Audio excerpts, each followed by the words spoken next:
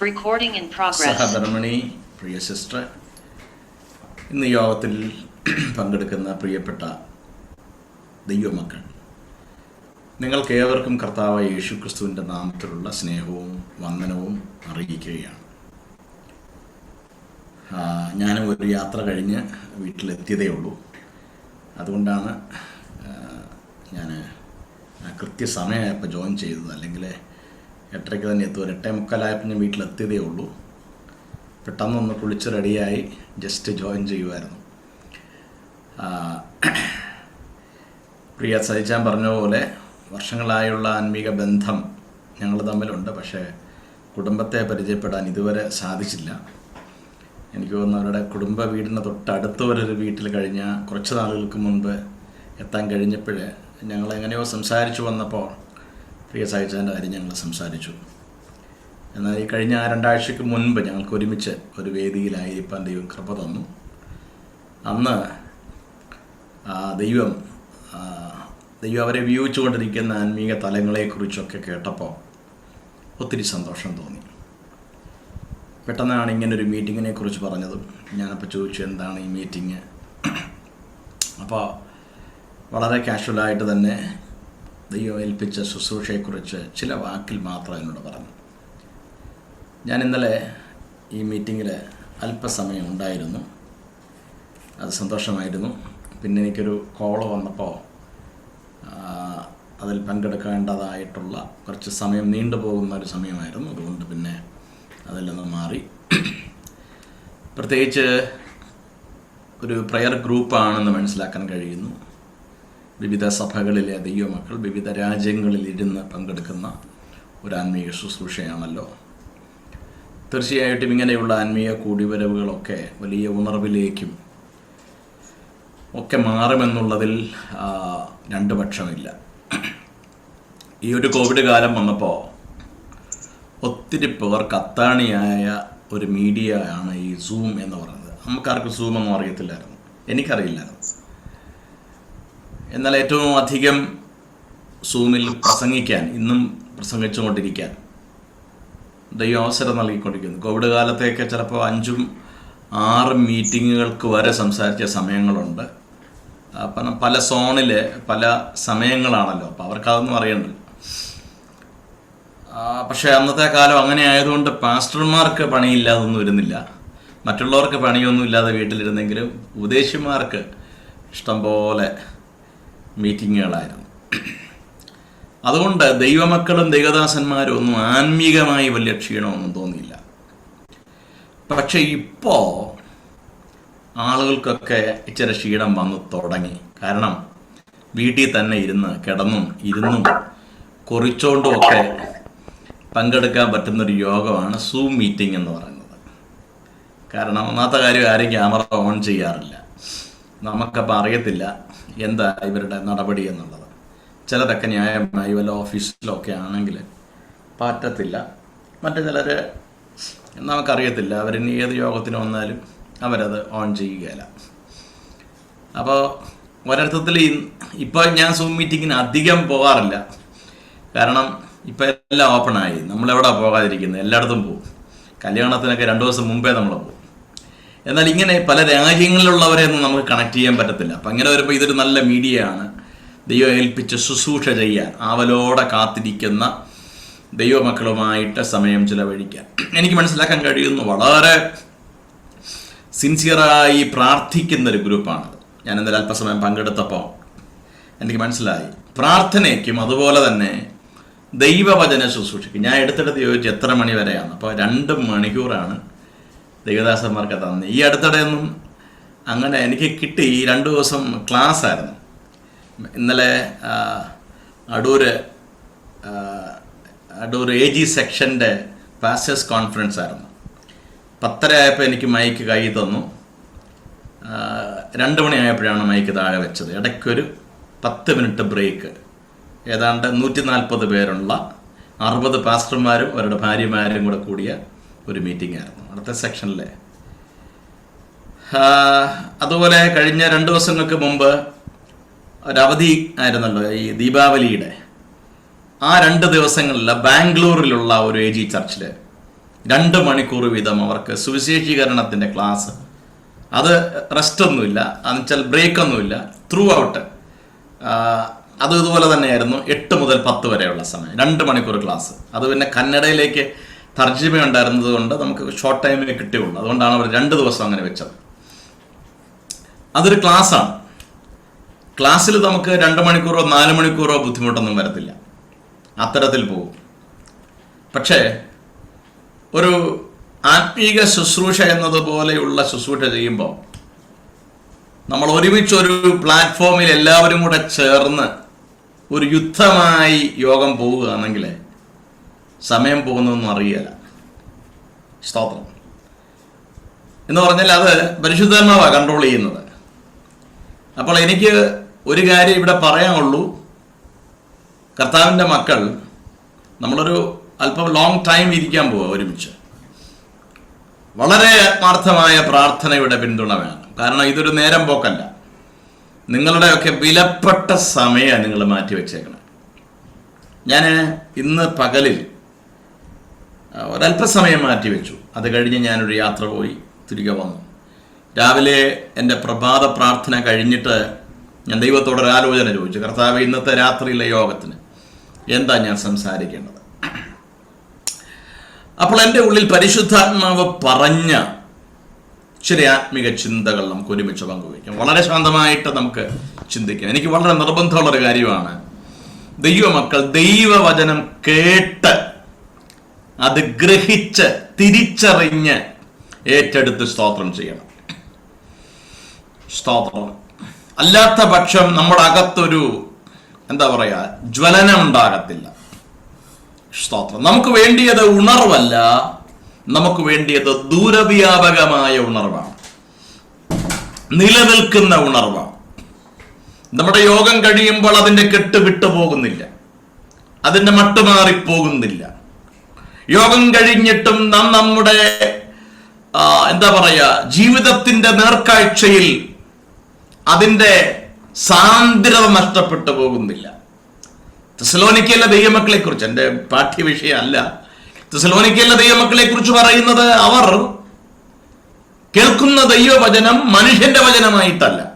ആര് പ്രസംഗിക്കുന്നു, ഇത് പോൾസിൻ പാസ്റ്ററാണോ, ഇത് ഇന്ന പാസ്റ്ററാണോ എന്ന് അവർക്ക് നോട്ടീസ് നോക്കേണ്ട കാര്യമില്ല. അവിടെ പോസ്റ്ററിന്റെ ആവശ്യമില്ല. അവർ കേൾക്കുന്നത് ദൈവത്തിന്റെ വചനമായി കൈക്കൊണ്ടു. അപ്പൊ വചനം കേൾക്കുന്നതിന് പ്രത്യേകതയുണ്ട് കേട്ടോ. സ്തോത്രം. മുൻവിധികളോടെ വചനം കേട്ടാൽ വചനം നമ്മുടെ ഇടയിൽ പ്രവർത്തിക്കത്തില്ല. വചനത്തെ സാക്ഷാലാകുന്നത് പോലെ സ്വീകരിച്ചാലുള്ള ഗുണം വിശ്വസിക്കുന്ന നിങ്ങളിൽ അതിങ്ങനെ വ്യാപരിച്ചുകൊണ്ടേയിരിക്കും. നിങ്ങൾ ഉറങ്ങുമ്പോഴും ഇത് പ്രവർത്തിച്ചുകൊണ്ടിരിക്കും. കാരണം ഇത് ജീവനുള്ളതാണ്, ചൈതന്യമുള്ളതാണ്, ഇരുവായ്ത്തലയുള്ള ഏത് വാളിനേക്കാളും മൂർച്ചയേറിയതാണ്. പ്രാണനെ, ആത്മാവിനെ, സന്ധി മജ്ജകളെ വേർപിടിവിക്കുന്നത് വരെ തുളച്ചു ചെല്ലുന്നതാണ്. അർത്ഥം എന്നറിയാമോ? ഈ ഭൂമിയിലെ സകല വിഷയങ്ങൾക്കും പരിമിതി കൊണ്ട് ചെന്ന് കയറുന്നതിന്, അതിന്റെ ക്രിയകൾ നടക്കുന്നതിന്. ഡോക്ടറെ അടുത്ത് കൊണ്ടുപോയ പറയും, we are very sorry, you are late. Pushpagiri ഹോസ്പിറ്റലിന്റെ ഫ്രണ്ടിൽ ഇങ്ങനെ എഴുതി വെച്ചിട്ടുണ്ട്, നിങ്ങൾ ഞങ്ങളുടെ കയ്യിലേക്ക് തരുന്നു, ഞങ്ങൾ ദൈവത്തിന്റെ കൈകളിലേക്ക് കൊടുക്കുന്നു. എന്ന് പറഞ്ഞാൽ ഞങ്ങള് ഹെൽപ്ലെസ് ആണ്. അതുകൊണ്ട് ഇന്നത്തെ ദൈവപ്രവൃത്തി എന്ന് പറയുന്നത് പരിശുദ്ധാത്മാവിന്റെ കരങ്ങളിലാണ്. വളരെ പ്രാർത്ഥനയോടെ ആയിരിക്കണം. എനിക്ക് നല്ല ഉറപ്പുണ്ട്. സ്തോത്രം. ഇന്ന് വിവിധ സോണിൽ ഇരുന്നുകൊണ്ട് കേൾക്കുന്ന പ്രിയമുള്ളവർ, നിങ്ങളുടെ സമയം, ഇത് രാത്രിയാകട്ടെ, നിങ്ങൾക്കിത് പകലാകട്ടെ, നിങ്ങൾക്കിത് ഈവനിങ് ആകട്ടെ, എന്തു തന്നെ ആയിരുന്നാലും ഈ സമയം നിങ്ങൾക്ക് വിലയുള്ളതാകുവാൻ ഞാൻ ആത്മാർത്ഥമായി പ്രാർത്ഥിക്കുന്നു. ഓ റാമി ഹംധാരാസിയാദന. ദൈവവചനം അതിന്റെ ആഴത്തിൽ ക്രിയ ചെയ്യണം. വചനത്താൽ നിങ്ങൾ ശുദ്ധരാകണം, വചനത്താൽ നിങ്ങൾ ശക്തരാകണം. വചനം നമുക്ക് അടിസ്ഥാനമാണ്, അത് നമുക്ക് ആധാരമാണ്, അത് നമുക്ക് ആഹാരമാണ്, അത് നമുക്ക് ആയുധമാണ്. Praise God. അതുകൊണ്ട് ദൈവകരങ്ങളിൽ ഏൽപ്പിച്ച് പ്രാർത്ഥനയോടെ നമുക്ക് പ്രവേശിക്കാം. പ്രിയ കർത്താവെ, ഞങ്ങൾ ഒരു പ്രാവശ്യം കൂടെ സ്തോത്രം ചെയ്യുന്നു. ഞങ്ങൾ വായിക്കാൻ പോകുന്ന വചനത്തെ കർത്താവിന്റെ കരങ്ങളിൽ തരിക. ഞങ്ങൾ ഈ ഡിവൈസസിൽ ആയിരിക്കുന്ന ഓരോ കുടുംബങ്ങളെയും ദൈവകരങ്ങളിൽ ഏൽപ്പിക്കുന്നു. അവർ ഏറ്റുമുട്ടുന്ന വിഷയങ്ങളെ ദൈവകരങ്ങളിൽ ഏൽപ്പിക്കുന്നു. പരിശുദ്ധാത്മാവ് അത്ഭുതം ചെയ്യണം, ദൈവകരം വ്യാപരിക്കണം, യേശു കർത്താവിൻ നാമത്തിൽ തന്നെ. ആമേൻ, ആമേൻ, ആമേൻ. കർത്താവ് എല്ലാവരെയും അനുഗ്രഹിക്കട്ടെ. ഒരുപാട് പ്രാർത്ഥനയോടുകൂടെ നമുക്ക് ദൈവവചനം തുറക്കാം. ബൈബിൾ ഉള്ളവർക്കൊക്കെ വേദപുസ്തകം തുറക്കാം. നമ്മൾ വായിക്കാൻ പോകുന്നത് സുവിശേഷ പുസ്തകങ്ങളിൽ നിന്നാണ്. മത്തായിയുടെ സുവിശേഷം 4-ാമത്തെ അധ്യായം, അതിൻ്റെ 12 മുതൽ 15 വരെയുള്ള വേദഭാഗങ്ങൾ പ്രാരംഭമായി നമ്മുടെ ഇന്നത്തെ ചിന്തയ്ക്ക് ആധാരമായി വായിക്കുന്നു.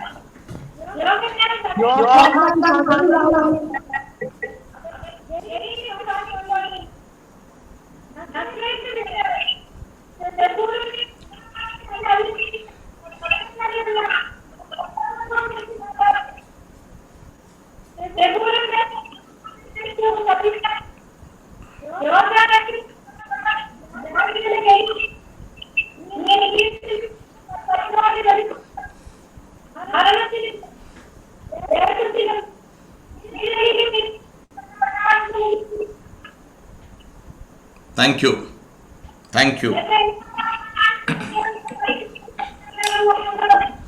ആമേൻ, താങ്ക് യു. ഒരു പക്ഷേ നമുക്കെല്ലാം പരിചിതമായൊരു വാക്യമാണിത്. ഇതിൽ നിന്നാണ് പരിശുദ്ധാത്മാവിന് നമ്മളോട് ഇന്ന് സംസാരിക്കാനുള്ളത്. നമ്മുടെ യേശു കർത്താവിൻ്റെ ഐഹിക ജീവിതകാലത്ത്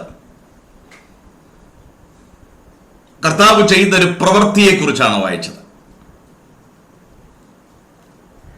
വാക്യത്തിന്റെ സാരാംശം ഇതാണ്: യേശുക്രിസ്തുവിന്റെ കസിനായിരുന്ന യോഹന്നാൻ സ്നാപകൻ അറസ്റ്റ് ചെയ്യപ്പെട്ട് താൻ വിചാരണ നേരിടുന്ന സമയം, അന്ന് യേശു കർത്താവ് സ്നാനമേറ്റ് കഴിഞ്ഞ് ഉപവാസം യോഗം കഴിഞ്ഞ് ശുശ്രൂഷയിലേക്ക് ഇറങ്ങാൻ തുടങ്ങുന്നതേ ഉള്ളൂ. പെട്ടെന്ന് ഈ വാർത്ത കേട്ടപ്പോൾ കർത്താവ് അവിടേക്ക് പോകാതെ, യോഹന്നാനെ രക്ഷപ്പെടുത്താതെ നേരെ പോകുന്നത് ഗലീല എന്ന് പറയുന്ന അന്നത്തെ കാലത്ത് ആരാലും അറിയപ്പെടാത്ത ഒരു പ്രദേശം, കടൽക്കരയുള്ള ഒരു പ്രദേശം. അവിടെ ഇസ്രായേലിന്റെ ഗോത്രങ്ങളായ സെബുലൂന്റെയും നഫ്താലിയുടെയും ഗോത്രദേശത്ത് തിരക്കിട്ടേച്ചു പോവുകയാണ്.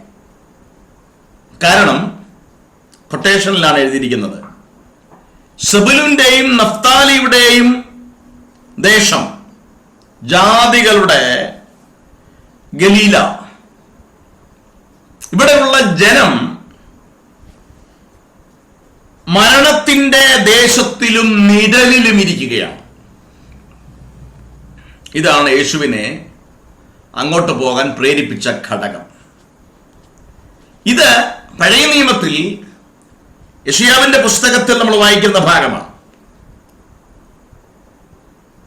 ഗലീലയിലുള്ള ഈ ജനം ദൈവത്തിന്റെ വെളിച്ചം കണ്ട് അവർ തിരിയുന്നൊരു ഭാഗം.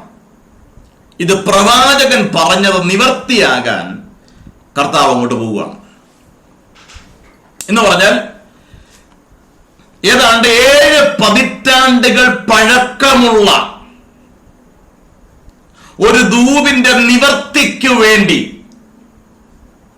തന്റെ കസിന്റെ അപകടകരമായ ഒരവസ്ഥയിൽ ഇടപെടാതെ അതിനെ മാറ്റി നിർത്തിയിട്ട് ധൂപിന്റെ നിവർത്തിക്കു വേണ്ടി ബന്ധപ്പെടുന്ന ഒരു കർത്താവ്. ഇന്ന് പരിശുദ്ധാത്മാവിനോട് പറയുന്നത്, ഇന്നൊരു ദൂത് കേട്ട് പോകാം എന്ന് വിചാരിച്ച് വന്നവരുണ്ടെങ്കിൽ വളരെ സോറി, സ്തോത്രം. ഇന്ന് ദൂതിന്റെ ദിവസമല്ല, ഇന്ന് നിവർത്തിയുടെ ദിവസമാണ്.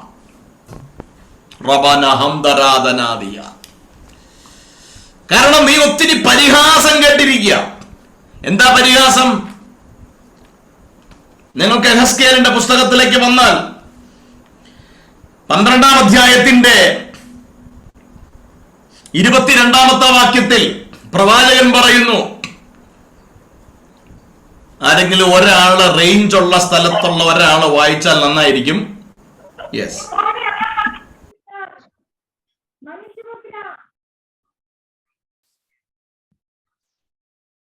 മനുഷ്യപുത്ര, കാലം നീണ്ടുപോകും, ദർശനമൊക്കെയും ഒക്കാതെ പോകുമെന്ന് നിങ്ങൾക്ക് ഇസ്രായേൽ ദേശത്ത് ഒരു പഴഞ്ചൊല്ലുള്ളത് എന്ത്? അതുകൊണ്ട് നീ അവരോട് പറയേണ്ടത്, യഹോവയായ കർത്താവ് ഇപ്രകാരം അരുളി ചെയ്യുന്നു, ഞാൻ ഈ പഴഞ്ചൊല്ല് നിർത്തലാക്കും. അവർ ഇസ്രായേലിൽ ഇനി അത് ഒരു പഴഞ്ചൊല്ലായി ഉപയോഗിക്കുകയില്ല. Thank you. ഞാൻ ഇടയ്ക്ക് വായിക്കാൻ പറയും. സുജാ സന്നി വായിച്ചതിന് വളരെ നന്ദി. പക്ഷെ എനിക്ക് തോന്നുന്നു അവിടെ റേഞ്ച് നന്നായിട്ടില്ല എന്ന് തോന്നുന്നു. അതുകൊണ്ട് നന്നായിട്ട് കേൾക്കാൻ പറ്റിയില്ല. രമ്യ സുനീഷ് സിസ്റ്റർ അതുകൊണ്ട് വായിക്കുന്ന വാക്യങ്ങൾ ഇപ്പോൾ വായിച്ചത് നന്നായിട്ട് കേൾക്കാൻ പറ്റുന്നുണ്ട്. അതുകൊണ്ട് വായിച്ച് സഹായിച്ചാൽ നന്നായിരിക്കും. മറ്റുള്ളവർ ശ്രദ്ധിച്ച് ദയവായിട്ട് കേൾക്കുക. കാരണം നമുക്ക് ഇങ്ങനെയുള്ള സന്ദർഭങ്ങളായതുകൊണ്ട് ഡിവൈസസിൽ നമുക്ക് റേഞ്ച് കൃത്യം അല്ലെങ്കിൽ നമുക്ക് വാക്യം ശരിയായി കേൾക്കാൻ കഴിയില്ല. സഹായിച്ചതിന് നന്ദി, ആ നല്ല മനസ്സിന് നന്ദി. God bless you. ഓക്കെ, നമ്മൾ വാക്യം വായിച്ചത് ഇങ്ങനെയാണ്: കാലം നീണ്ടുപോകും, ദർശനം ഒക്കാതെ പോകും എന്നൊരു പഴഞ്ചൊല്ല് നിന്റെ പേരിൽ കിടപ്പുണ്ട്. സ്തോത്രം. എന്നും ദൂത് കേട്ട ദൂത് അനുസരിച്ച് നമ്മൾ എവിടെ വരെ കയറേണ്ടതാ? ശരിയല്ലേ? കാണുന്ന ദൈവദാസന്മാരും മുഴുവനും സൂമിലും കുറവൊന്നുമല്ല. ഇപ്പൊ പേര് വിളിക്കാനാണെങ്കിൽ നല്ല എളുപ്പമാ. കാരണം നമുക്കിങ്ങനെ കാണാമല്ലോ പേര്. സ്തോത്രം. ഹല്ലേലൂയ. ശ്രദ്ധിക്കണേ. പക്ഷെ ഇവിടെ പറയുന്നു, ഇനി നീ ദൂത് കേട്ടു പോകുകയല്ല. കാരണം നീ ഇപ്പോ ഒരു പരിഹാസത്തിന്റെ മുമ്പിലാണ്. കാലം നീണ്ടുപോകും, ദർശനം ഒക്കാതെ പോകും എന്നൊരു പഴഞ്ചൊല്ല് കിടക്കുക. എന്ന് പറഞ്ഞാൽ നിന്റെ ദൂത് അനുസരിച്ചൊന്നും ഇവിടെ നടക്കാൻ പോണില്ല. അപ്പോഴാണ് ദൈവം തമ്പുരാൻ ഇടപെട്ടു ആ വിഷയത്തിൽ. കേന്ദ്രം ഇടപെടും എന്ന് പറഞ്ഞ പോലെ ദൈവം അങ്ങ് ഇടപെട്ടു. ദൈവം പറയാണ്, ഞാൻ ഈ പഴഞ്ചൊല്ല് അങ്ങ് നിർത്തലാക്കാൻ പോവാ. ഹല്ലേലൂയ. ദൈവം ചിലതിന് അതിർവരം വിട്ടാൽ, ദൈവം ചിലതിന് സ്റ്റോപ്പ് എന്ന് കാണിച്ചാൽ, ദൈവം ചിലത് വേണ്ടെന്ന് വെച്ചാൽ അതിന്റെ മേലൊന്ന് പ്രവർത്തിക്കാൻ ഒരു ശക്തിക്കും കഴിയത്തില്ല. സർവാധികാരിയായവൻ ഇന്ന് സഭയെ നോക്കി, ജനത്തെ നോക്കി, കുടുംബങ്ങളെ നോക്കി പരിശുദ്ധാത്മാവിൽ പറയുന്നു, അവൻ ചില പഴഞ്ചൊല്ലുകളെ നിർത്തലാക്കാൻ പോകുന്നു. ഹല്ലേലൂയ. ഇനി അങ്ങനെ ഒരു പഴഞ്ചൊല്ലില്ല. എന്നിട്ട് കർത്താവ് എന്താ ഉറപ്പ് നൽകിയെന്നറിയാമോ? 28-ാമത്തെ വാക്യം. അതുകൊണ്ട് നീ അവരോട് പറയണം,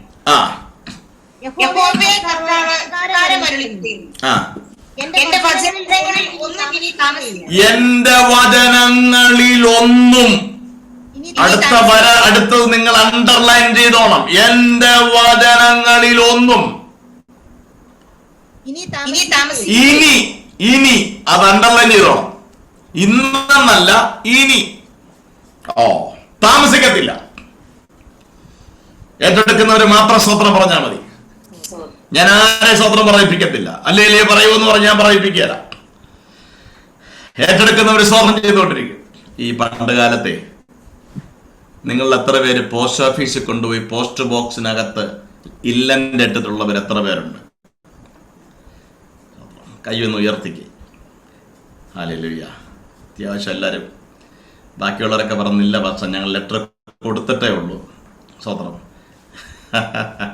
അല്ലേ? പോസ്റ്റ് ബോക്സ് അല്ല, നേരിട്ട് കൊണ്ട് കൊടുക്കുമായിരുന്നു അല്ലേ? ലവ് ലെറ്റർ കൊടുത്ത കാര്യമല്ല ഞാനിവിടെ പറഞ്ഞത്.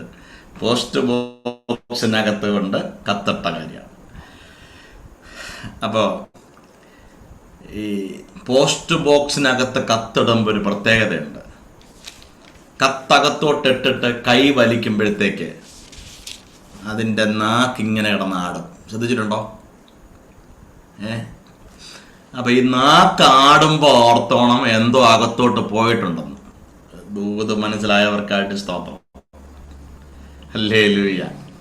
ഇതിനകത്തും സ്തോത്രം കേൾക്കുമ്പോൾ എനിക്കറിയാം എന്തോ അകത്തോട്ട് പോയിട്ടുണ്ടോ. നിങ്ങൾ ഇപ്പോഴും വന്ന പോലെ അങ്ങ് ഇരിക്കുകയാണ്, അകത്തോട്ട് പോകുന്നില്ല, എല്ലാം പുറത്തോടെ അങ്ങ് പോവുകയാണ്. ആമേൻ. Hallelujah, hallelujah, hallelujah. വചനാകത്തോടെ ക്രിയ ചെയ്യണം. കർത്താവ് പറയുകയാണ്, നീ എന്റെ വചനങ്ങളിൽ ഒന്നും ഇനി താമസിക്കത്തില്ല. ഞാൻ പ്രസ്താവിക്കുന്ന വചനം നിവർത്തിയാകും. കാരണം ഇവിടെ നടന്ന സംഭവം, പറഞ്ഞ സംഭവം, അത് പ്രവചിച്ചത് യെശയ്യാവാണ്. 9-ാം അധ്യായത്തിൽ എടുക്കണമെന്നില്ല. യെശയ്യാവ് 9. നോട്ട് ചെയ്യുന്നവർക്ക്. ആമേൻ. ഗലീലയെ കുറിച്ച് പ്രവചിച്ചിരിക്കുക. BC 700 കാലഘട്ടങ്ങളിലാണ്. 700 വർഷം പഴക്കമുള്ള തലമുറ മരിച്ചു. പക്ഷെ കാലഘട്ടം കഴിഞ്ഞിട്ടും ദൂതിലേക്ക് കൃത്യമായി വന്നടുത്തു. എപ്പോഴാണെന്നറിയാമോ? ഒരു അർജന്റ് കേസ് ഇരുന്നപ്പോൾ. എന്താ കാര്യം എന്നറിയാമോ? എന്റെ ദൈവം എല്ലാം ടൈമിങ്ങിന്റെ ദൈവമാണ്. ഓ ഹല്ലേലൂയ. ദൈവത്തിന്റെ സമയത്തിന് വേണ്ടിയ ചക്രം ഓടിക്കൊണ്ടിരിക്കുമ്പോ അവിടെ ഇനി എന്നാ വിഷയം വന്നാലും തമ്പുരാൻ അത് മാറ്റി വെച്ചിട്ട് നിന്റെ വിഷയത്തിലേക്ക് കയറി ഇടപെടും. ഓ യേശുവിന്റെ അധികാരമുള്ള നാമത്തിൽ, യേശുവിന്റെ അധികാരമുള്ള നാമത്തിൽ നിന്റെ വിഷയത്തിലേക്ക് ഇറങ്ങി ഇടപെടും. കർത്താവ് യോഹന്നാൻ അടുക്കൽ പോകാതെ ഗലീലയിലേക്ക് ഓടിയെടുത്തു. അഥവാ ഗലീലയിലേക്ക് യേശു പോകാതിരുന്നെങ്കിൽ ആരെങ്കിലും അറിയുമായിരുന്നു? ഹല്ലേലൂയ. കാരണം ഇത് അന്നത്തെ കാലത്ത് അറിയപ്പെടുന്ന ഒരു ദേശമല്ലെന്ന്, ഒരു തരത്തിൽ ശപിക്കപ്പെട്ടൊരു ദേശം പോലെ. ദേശം പോലെ നല്ല ദേശമായിരുന്നു അത്. ഞാൻ അതിലേക്കാണ് വരാൻ പോകുന്നത്. അന്നത്തെ കാലത്ത് ഏറ്റവും ഹീനത വന്ന ദേശം, യേശുവിന് ശുശ്രൂഷിക്കാൻ പറ്റിയ ഒരു സ്ഥലമല്ലത്. മാനം പോകുന്ന സ്ഥലമാണ്. എന്നിട്ടും യേശു യോഹന്നാനെ വിട്ടിട്ട് മാനം പോകുന്നറിഞ്ഞിട്ടും അവൻ ആ വിഷയത്തിലേക്ക് കയറി ഇടപെടുക. നിന്റെ വിഷയത്തോടുള്ള കർത്താവിന്റെ അമിതമായ താല്പര്യത്തെ തള്ളിക്കളയരുത്. ഇപ്പോഴും ആത്മീക വിഷയത്തിൽ നിനക്ക് അത്രയും താല്പര്യം വന്നിട്ടില്ല. അപ്പൻ നിന്നോട് കാണിച്ച കരുണയുടെ ഒരംശത്തിലേക്ക് തിരികെ കൊടുക്കാൻ നിനക്ക് കഴിഞ്ഞിട്ടില്ല. സ്വർഗം വേദനിക്കുന്നു, സ്വർഗം വേദനിക്കുന്നു. എങ്കിലും നിന്റെ വിഷയത്തിലേക്ക് അമിത താല്പര്യം യേശു കാണിച്ചിട്ടുണ്ട്. നൂറ്റാണ്ടുകൾ കഴിഞ്ഞിട്ടും അവൻ നിന്റെ വിഷയത്തിലേക്ക് ഇറങ്ങി വന്നു. സത്യത്തിൽ യേശു പോകേണ്ടത് എങ്ങോട്ടായിരുന്നു? ഒന്നുകിൽ ജന്മസ്ഥലമായ, നമ്മളൊക്കെ പാടാറില്ലേ ഏറ്റവും മനോഹരം, യഹൂദിയായിലേ അല്ലേ? ഇനിയിപ്പോ വരാൻ പോവാ ക്രിസ്മസ് ഒക്കെ. ഇനി സഹിച്ചാനൊക്കെ നിൽക്കാൻ പറ്റുകയില്ല. ഇനിയിപ്പോ പ്രോഗ്രാമിന്റെ വേഗം അല്ലേ? കാരണം ക്രിസ്മസ് അടുക്കുകയാണ്. യഹൂദിയ എന്ന് പറഞ്ഞിട്ട് കുറെ ഇതൊക്കെ എഴുതി കഴിഞ്ഞ ഒരു പാട്ടായി. സ്വതന്ത്രം അങ്ങനെ ക്രിസ്മസിന് പുൽക്കൂടോ യഹൂദിയ ബത്ലഹേം എന്നൊക്കെ പറഞ്ഞ സംഭവമായി കഴിഞ്ഞൊരു പാട്ടായി. സത്യത്തിൽ യേശു മിനിസ്റ്റർ ചെയ്യേണ്ട സ്ഥലം യഹൂദിയ, ബത്ലഹേമാണ്. കാരണം എന്താ? അത് തന്റെ ജന്മദേശമാണ്, പാരമ്പര്യമുള്ള ദേശമാണ്, പ്രവാചകന്മാരുടെ കല്ലറകളുള്ള ദേശമാണ്, ഇസ്രായേലിനെ ഭരിച്ച അട്ടിത്തമുള്ള രാജാക്കന്മാർ ഭരിച്ച ദേശമാണ്. പക്ഷെ അവിടെ യേശു നിൽക്കാതെ ഏറ്റവും ഹീനത വന്ന ദേശത്തിലേക്ക് പോവുക. എന്താ കാരണം? ഒന്നുമില്ല പാസ്റ്ററെ, ഒരു ദൂത് കിടപ്പുണ്ട്. ആ ദൂതിന്റെ നിവർത്തിക്ക് വേണ്ടിയിട്ടാ തമ്പുരാൻ ഇതിനെ ഉപേക്ഷിച്ചിട്ട്, പാരമ്പര്യത്തെ വിട്ടിട്ട്, പ്രവചനത്തെ അല്ലെങ്കിൽ പ്രവാചകന്മാരെയും അവിടെയുള്ള ആലയത്തെ ഒക്കെ മറന്നിട്ട് നിന്റെ വിഷയത്തിലേക്ക് ഇടപെടാൻ കാരണം ഒരു ദൂതിന്റെ നിവർത്തിക്ക് വേണ്ടിയാണ്. സംഭവിക്കും ചിലത് യേശുവിന്റെ നാമത്തിൽ. യേശു ഗലീലയ്ക്ക് പോകാൻ എന്താണ് കാരണം? എന്റെ സന്ദേശത്തിന് 2 മുഖങ്ങളാണ് ഇന്ന് രാത്രിയിലെ ഷെയറിങ്ങിന് എന്റെ മുമ്പിലുള്ളത്. ഒന്ന്, യേശു ഗലീലയിൽ പോകാൻ എന്താണ് കാരണം? 2, യേശു ക്രിസ്തു എന്തിനു വേണ്ടി ഗലീലയിലേക്ക് പോയി? രണ്ട് ചിന്തയാണ്. ഒന്ന്, യേശു ഗലീലയിലേക്ക് പോകാനുള്ളൊരു കാരണം ഇതാണ്. നമുക്ക് അതിന്റെ ആഴമേറിയ ചിന്തയിലേക്കൊന്ന് പോകണം. അത് നിങ്ങൾക്ക് അത് ആഴമുള്ള ചിന്തയാണെന്ന് എനിക്ക് അറിയില്ല, പക്ഷെ നമുക്കതിന്റെ തുടക്കം മുതലൊന്ന് പഠിക്കണം. ബൈബിൾ ഉണ്ടല്ലോ നിങ്ങളുടെ കയ്യിൽ. 1 രാജാക്കന്മാരുടെ പുസ്തകത്തിലേക്ക് നമുക്ക് വരാം. ഫസ്റ്റ് കിങ്, 1 രാജാക്കന്മാരുടെ പുസ്തകം 9-ാം അധ്യായം 10 മുതലൊന്ന് വായിച്ചാട്ടെ. ശ്രദ്ധിച്ച് വാക്യം ശ്രദ്ധിച്ച ദൈവമക്കൾ കേൾക്കണം. യെസ്.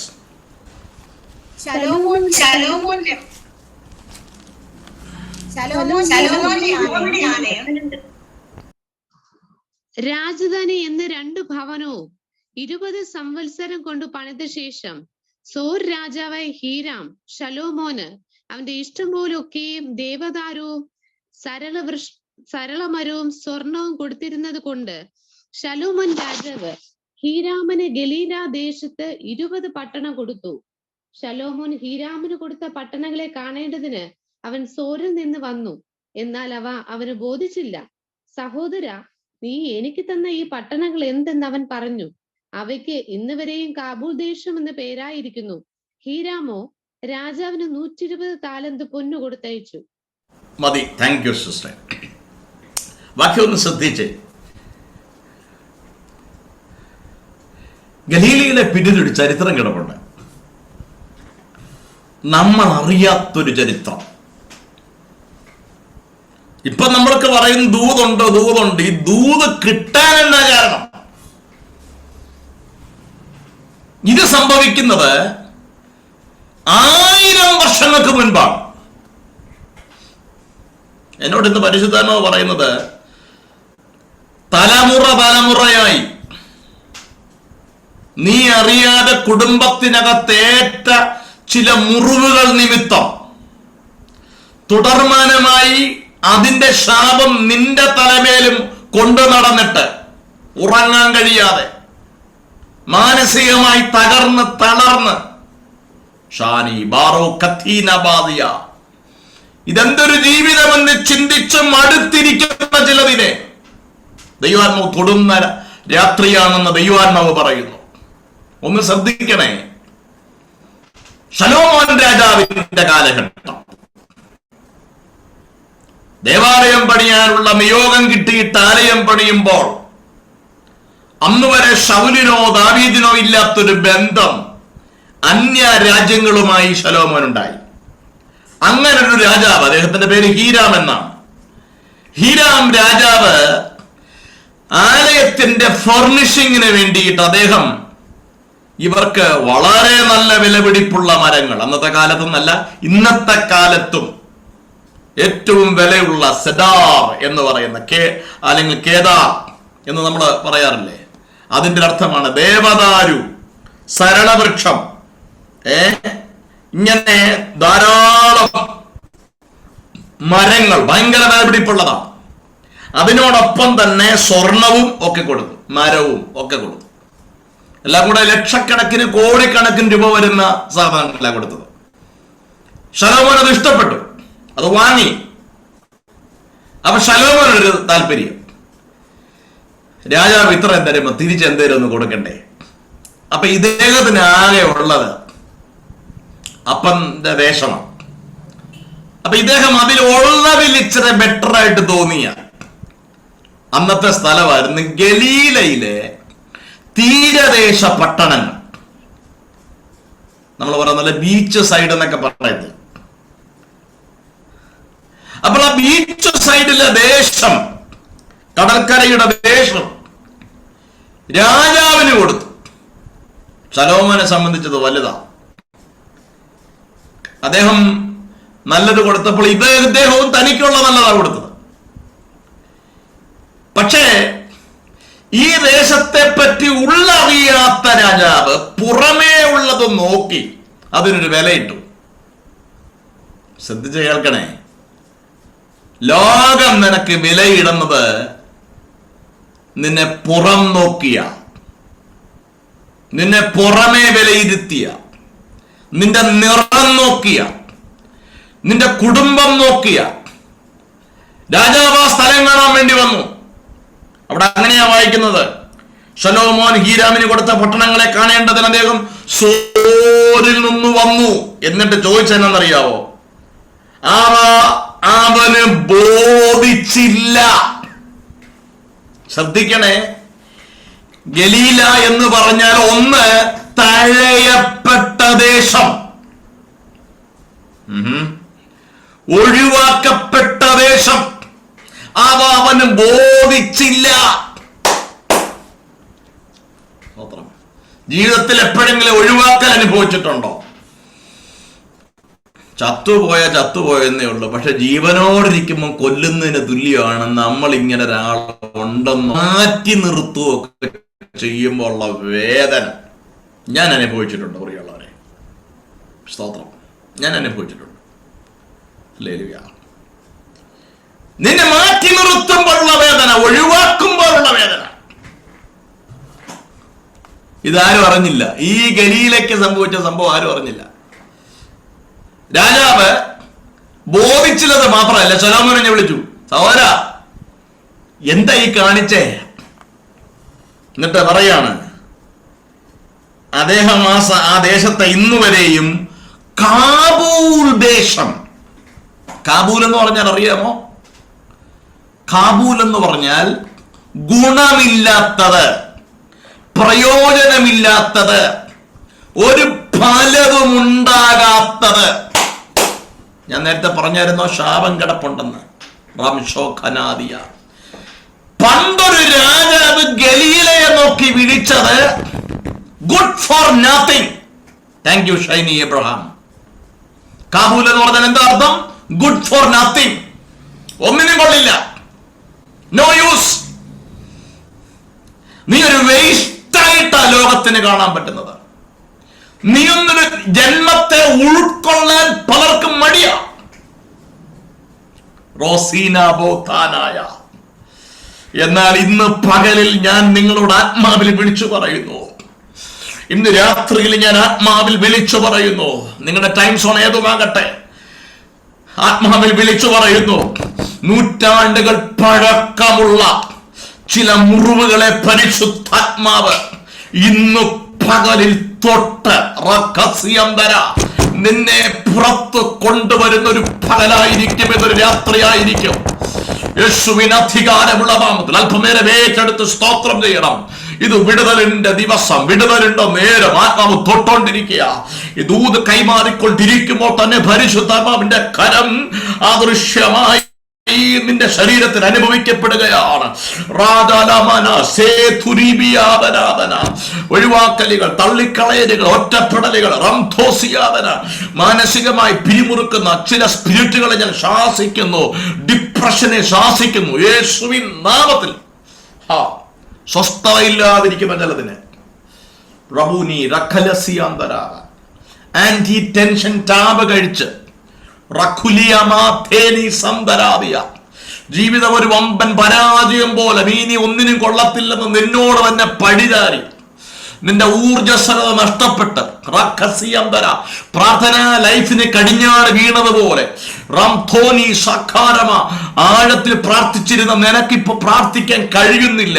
യേശുവിൻ അധികാരമുള്ള നാമത്തിൽ ഇന്ന് പകൽ പരിശുദ്ധാത്മാവ്, ഇന്ന് രാത്രി പരിശുദ്ധാത്മാവ് നിന്റെയും തൊട്ടുകൊണ്ടിരിക്കുന്നു. ആമേൻ. ശാശ്വതമായ ഒരു വിടുതലിലേക്ക് പരിശുദ്ധാത്മാവ് നിന്നെ റിലീസ് ചെയ്യുന്ന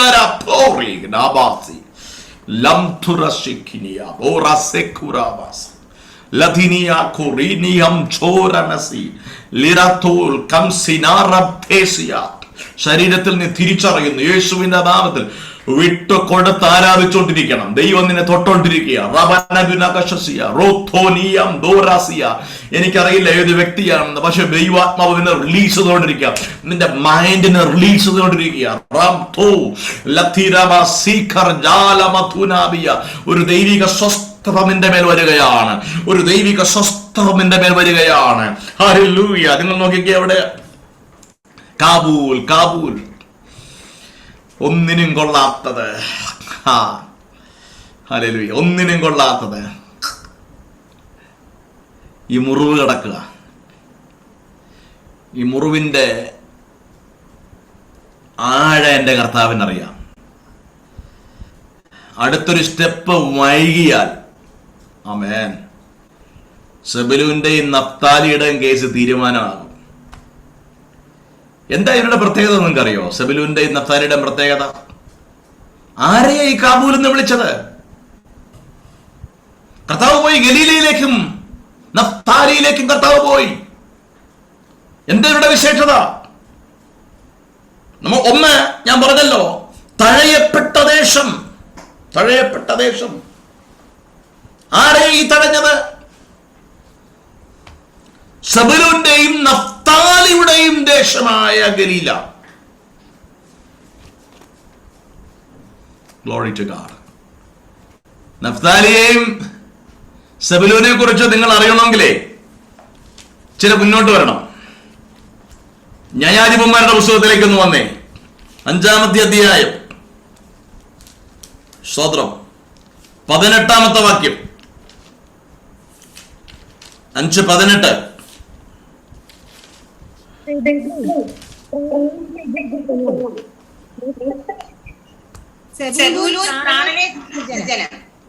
നഫ്താലി പോർക്കളമേടുകളിൽ തന്നെ. സെബലൂന്റെ പ്രത്യേകത നിന്നതാ. ജീവൻ കളഞ്ഞ് പോരാടുന്ന സ്വഭാവമുണ്ട് സെബലൂന്. നഫ്താലി പോർക്കളമേട്ടിൽ. ഇന്ന് രാത്രി ദൈവമക്കൾ ഓർക്കണം, ശത്രു തടഞ്ഞത് ആരെയെന്നറിയാമോ? പോരാടുന്ന ജനത്തെയാ. എല്ലാത്തിനെയും കയറി പിടിക്കുകയല്ല, പോരാടുന്നതിന്റെ നേരെയാ അവന്റെ പദ്ധതികൾ. എന്ന കർത്താവിനറിയാം ഇവരെ തിരിച്ചു കൊണ്ടുവന്ന ഈ ഗലീലയിൽ എന്തെങ്കിലുമൊക്കെ സംഭവിക്കും. ഓ ശംധാരി, നിങ്ങൾ കൂടെ ഉണ്ടോ?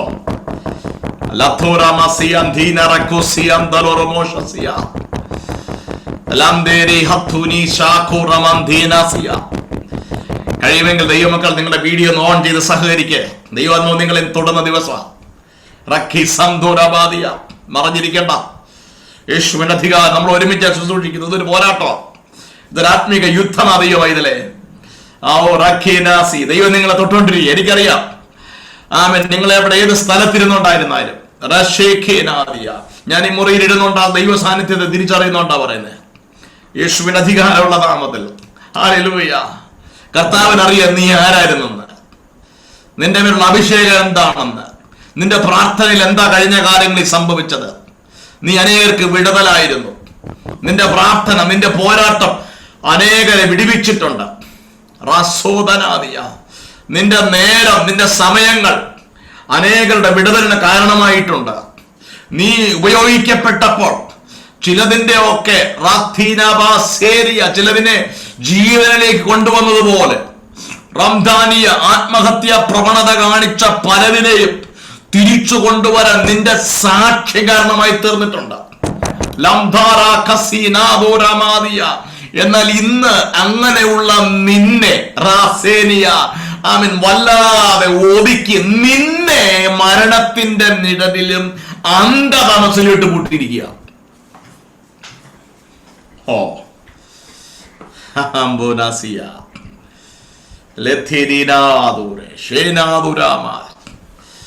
എന്നോട് ദൈവാത്മാവ് പറയുന്നു, എനിക്കറിയത്തില്ല, എന്നോട് കർത്താവ് പറയുന്നു, ശുശ്രൂഷയിൽ ശോഭിച്ചോണ്ടിരിക്കുമ്പോ തന്നെ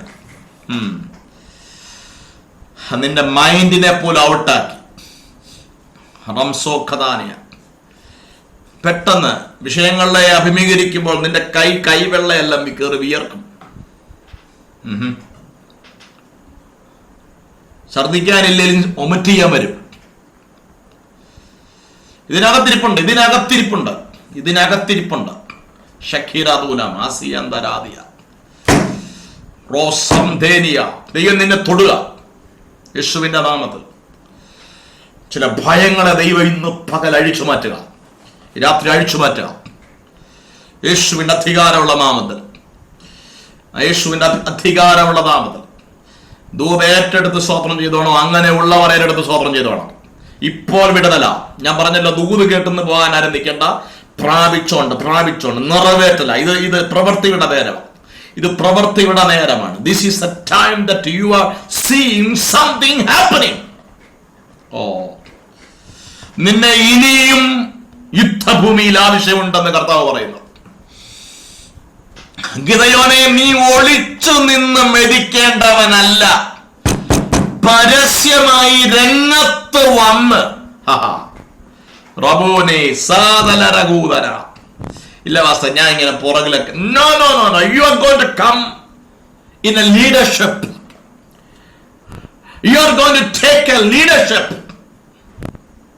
ദൈവം അസൈൻ ചെയ്ത ചിലതിനെ ലീഡ് ചെയ്യാൻ കർത്താവിന് നിന്നെ കുറിച്ച് പദ്ധതിയുണ്ട്. നീ ഒളിച്ചും പത്തും യുദ്ധം ചെയ്യേണ്ടവനല്ലെന്ന്. ഓ,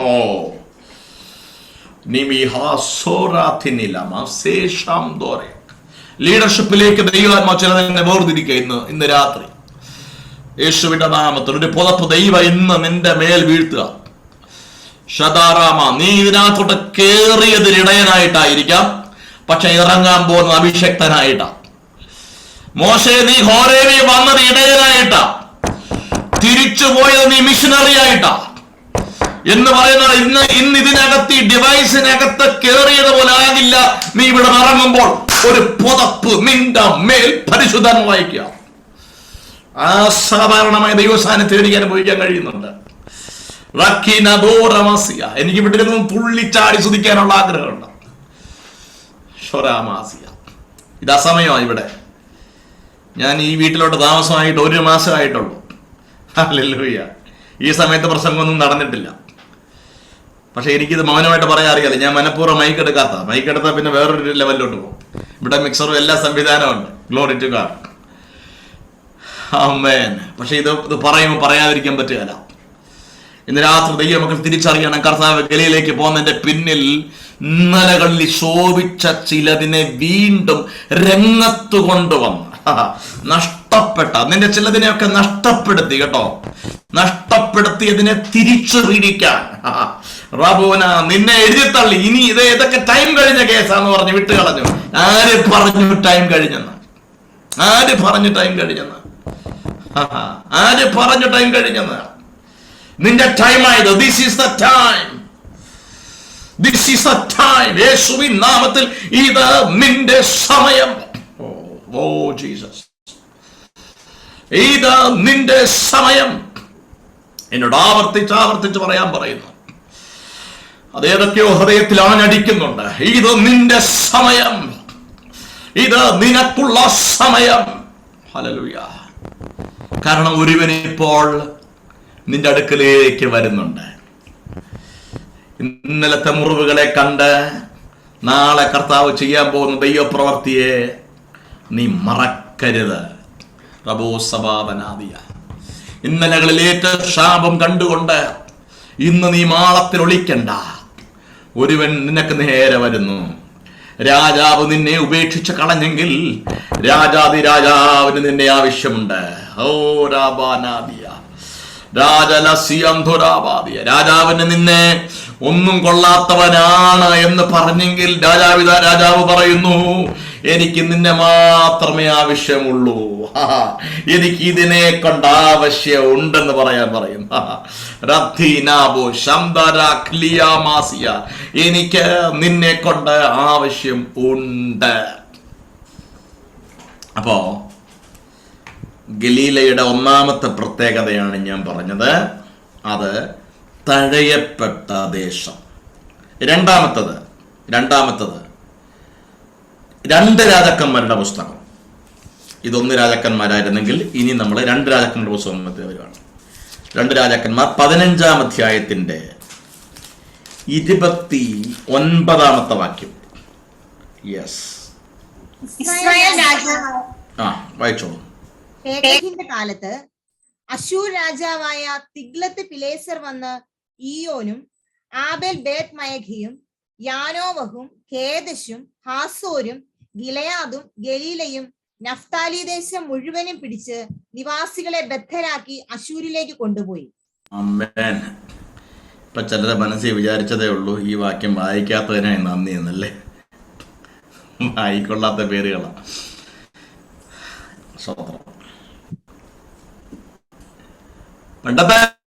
അന്നത്തെ കാലത്ത് ഇസ്രായേലിന്റെ വിഭജനം കഴിഞ്ഞ ശേഷം ഇസ്രായേൽ രാജാവിനെ അന്ന് അശൂർ രാജാവ് കൊണ്ടുപോയി. അശൂർ രാജാവായ തിഗ്ലത്ത് പിലേസർ അദ്ദേഹം പിടിച്ചോണ്ട് പോയപ്പോ അന്ന് കൊണ്ടുപോയവരിൽ ഗലീലയിലെ നഫ്താലി ദേശം മുഴുവനുണ്ട്. രണ്ടാമത്തെ ചിന്തയിലേക്ക് വരുന്നു, ഗലീല ബന്ധിക്കപ്പെട്ട ദേശം. ഇതുമെല്ലാം നമ്മൾ അറിയുന്നുണ്ടോ? കർത്താവ് ഗലീലയ്ക്ക് പോയി എന്ന് മാത്രമേ നമ്മൾ വായിച്ചു. എന്നാൽ ഗലീലയിൽ പോകാനുള്ള കാരണം 1000 വർഷങ്ങൾക്ക് മുമ്പുള്ള ഒരു മുറിവ് കണ്ടിട്ടോ. അപ്പോഴാണ് നമ്മൾ 2 മാസത്തെ 1 മാസത്തെ വിഷയമായിട്ട് നിൽക്കുന്നത്. അതാ ഞാൻ ഈ പറഞ്ഞു വരാൻ പോകുന്നത്. Glory to God. നിന്റെ ചോദ്യമല്ലേ, എന്നെ അറിയുന്നില്ല, എന്റെ വിഷയം അറിയുന്നില്ല. അപ്പാ എത്ര നാളുകൊണ്ട് പ്രാർത്ഥിക്കുന്നു? 5 വർഷം, 10 വർഷം, 15 വർഷമായിട്ട് പ്രാർത്ഥിക്കുന്ന വിഷയമുണ്ടോ? 5 വർഷമായിട്ട് പ്രാർത്ഥിക്കുന്ന വിഷയമുണ്ടോ? 20 വർഷമായിട്ട് പ്രാർത്ഥിക്കുന്ന വിഷയമുണ്ടോ? 25 വർഷമായിട്ടുള്ള വിഷയമുണ്ടോ? 50 വർഷമായിട്ട് പ്രാർത്ഥിക്കുന്ന വിഷയമുണ്ടോ? പോട്ടെ, 100 വർഷമായിട്ട് പ്രാർത്ഥിക്കുന്ന വിഷയമുണ്ടോ? Glory to God. ഫാസ്റ്റ് അത്രയൊന്നും വേണ്ട, 60 വരെയൊക്കെ പിടിച്ചാൽ മതി അല്ലേ? എന്നാ ഇവിടെ കേട്ടോ, 1000 വർഷത്തെ പഴക്കമുള്ള വിഷയത്തെ കൃത്യമായി എണ്ണി പ്രവാചകൻ മരിച്ചുപോയിട്ടും കർത്താവ് അത് ചെയ്തു. അവൻ വിശ്വസ്തൻ, അവൻ നീതിമാൻ, അവൻ വാക്കുപാലിക്കുന്നവൻ. എന്താ ഗലീലയിലേക്ക് പോകാൻ കാരണം? പോർക്കളമേടിൽ യുദ്ധത്തിന് നിന്ന നഫ്താലിയെ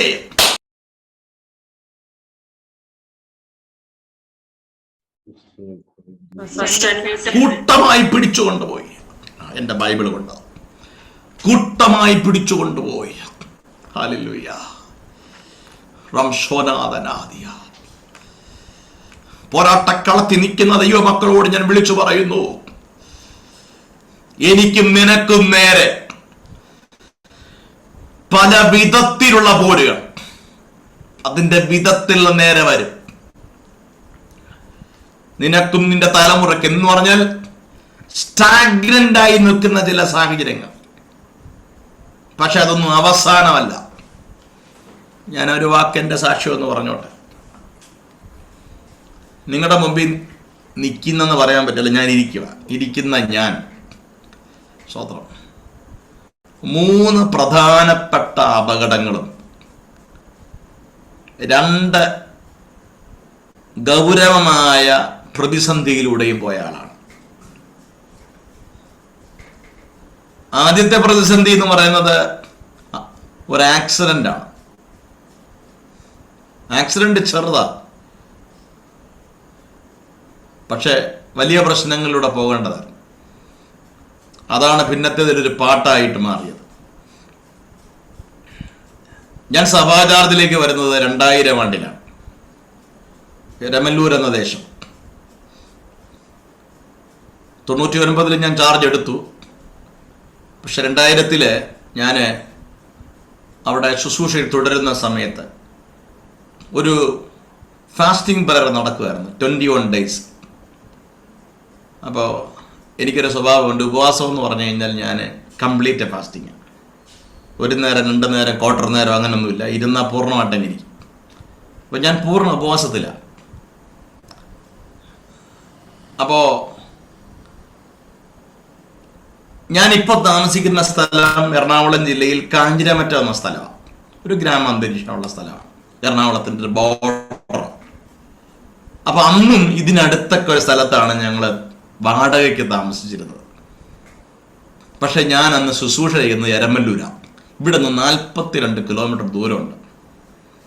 അപ്പം ഈ ഫാസ്റ്റിംഗ് ആയിരുന്നത് കൊണ്ട് ഞാൻ അവിടെ ഒരു സഹോദരൻ്റെ വീട്ടിൽ താമസിക്കുക. I was bachelor. അപ്പോൾ അവിടെ ഞാൻ താമസിക്കുമ്പോൾ മിക്കവാറും ഞാൻ വിചാരിച്ച 21 days കഴിഞ്ഞിട്ട് ഇങ്ങോട്ട് പോരാമെന്നാണ്. പക്ഷേ 2 ആഴ്ചയൊക്കെ ആയപ്പോഴത്തേക്ക് ശനിയാഴ്ച വീട്ടിൽ നിന്ന് കോള് വന്നു. ചർച്ചിലൊരു വീട്ടിലേക്ക്, ഞാൻ താമസിക്കുന്ന വീട്ടിലേക്ക്. അന്ന് ഈ മൊബൈൽ ഫോണൊന്നുമില്ല. അവിടുത്തെ ലാൻഡ് ഫോണിൽ വിളിച്ചു പറഞ്ഞു, എടാ നാളെ വൈകിട്ട് മീറ്റിംഗ് ഇല്ലല്ലോ, അതുകൊണ്ട് ഇങ്ങോട്ട് പോരെ. ഞാൻ പറഞ്ഞു ഓക്കെ വരാം. അപ്പോൾ എന്നെ കൊണ്ടുവരാൻ വേണ്ടി പ്രിയ സഹിച്ചാൻ പറഞ്ഞ പോലെ എൻ്റെ മൂത്ത സഹോദരൻ ബിനു ചാരുത, അപ്പോൾ അദ്ദേഹം എന്നെ വിളിക്കാനായിട്ട് വരികയാണ്. അന്ന് ഞങ്ങൾക്കൊരു മോട്ടോർ ബൈക്കുണ്ട്, അതിലാണ് വരുന്നത്. അപ്പോൾ ഞാൻ ഈ പറയുന്ന എറണാകുളവും തൃപ്പൂണിത്തുറ എന്ന ദേശമൊക്കെ പരിചയമുള്ളവർക്കറിയാം.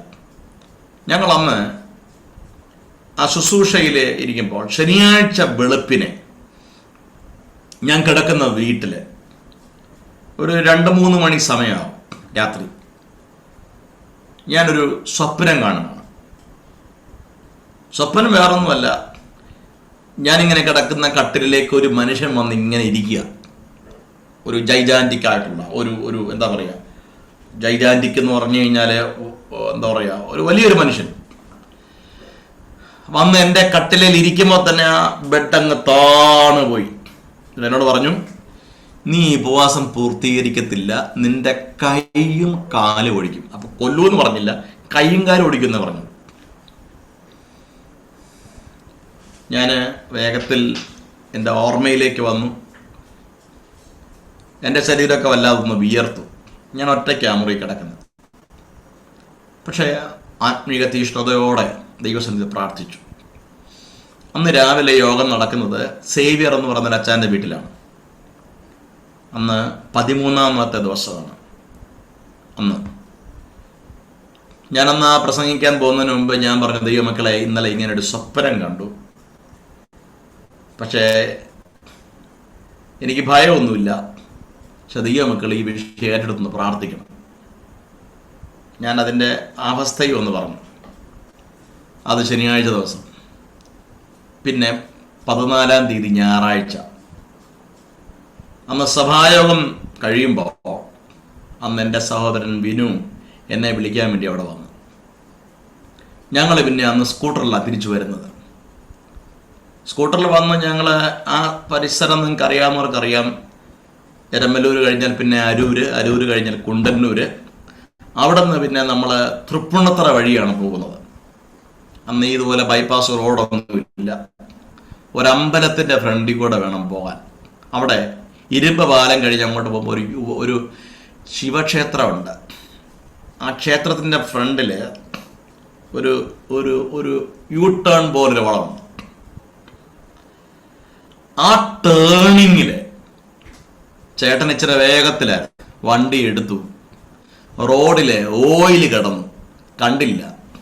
വണ്ടി സ്കിഡ് ചെയ്തിട്ട് ഞാൻ അന്തരീക്ഷത്തിൽ 3 പ്രാവശ്യം ഇങ്ങനെ മറിഞ്ഞു. എന്നിട്ട് ഒരാൾ എടുത്ത് നിർത്തുന്ന പോലെ റോഡിന്റെ നടുക്ക് നിൽക്കുവാൻ. ബിനു ആ വണ്ടിയായിട്ട് നേരെ കൊണ്ട് ആ അമ്പലത്തെ കൊണ്ടിടിക്കുക, അതിൻ്റെ മതിലെ കൊണ്ടിടിച്ചു. ഇതേ ഞാൻ വേദപുസ്തകം കൈ വെച്ചോണ്ടാണ് പറയുന്നത്. അവിടുത്തെ പൂജാരികൾ ഇറങ്ങി വന്ന് ബൈക്ക് പൊക്കുന്നു. ഞായറാഴ്ച ഉച്ചയ്ക്ക് 2:30 3 മണി സമയം.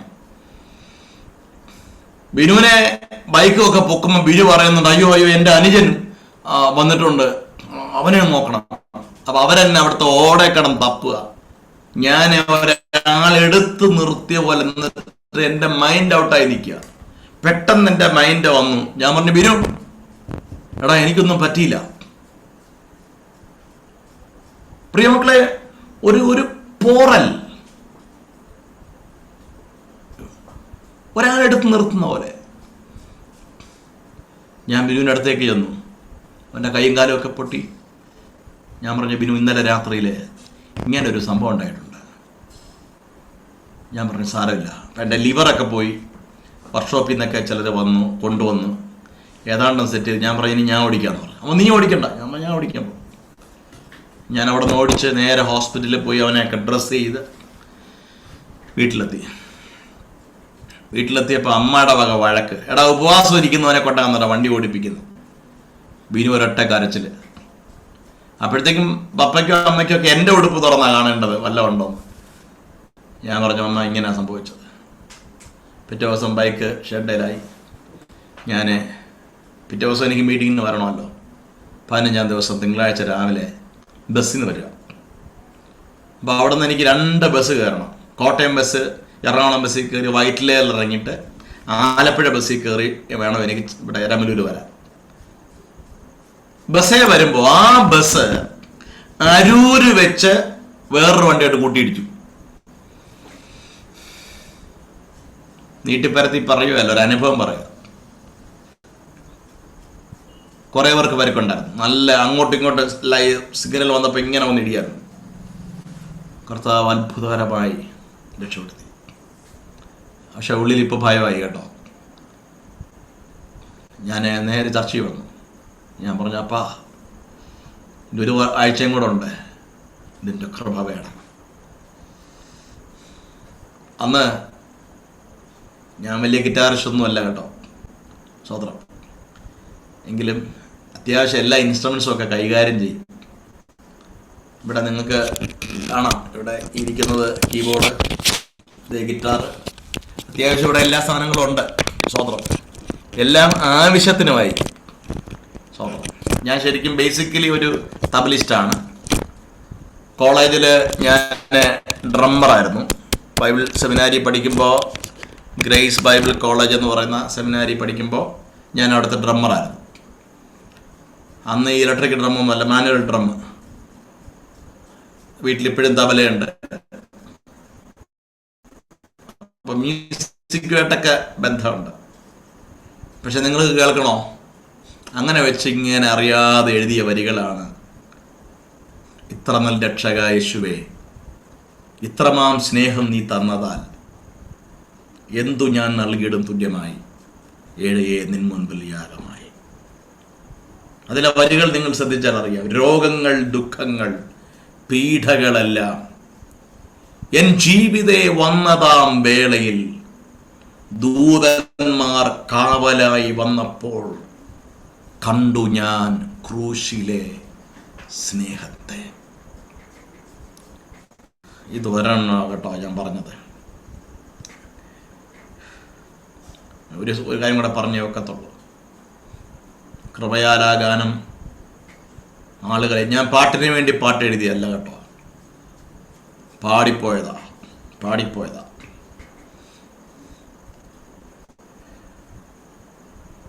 ഒരു 3 വർഷത്തിന് മുൻപ്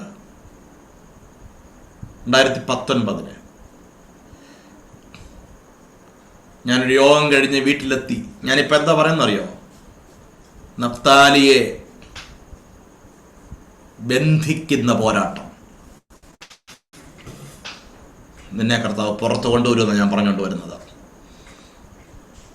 നല്ല തിരക്കുള്ള സമയം. 2018 എന്ന് പറഞ്ഞാൽ ഞാൻ തിരക്കോട് ഓടുന്ന സമയമാണ്. നോർത്ത് ഇന്ത്യൻ ട്രിപ്പ് കഴിഞ്ഞ് വന്ന് നോർത്ത് ഈസ്റ്റ് ട്രിപ്പിലേക്ക് പോയി.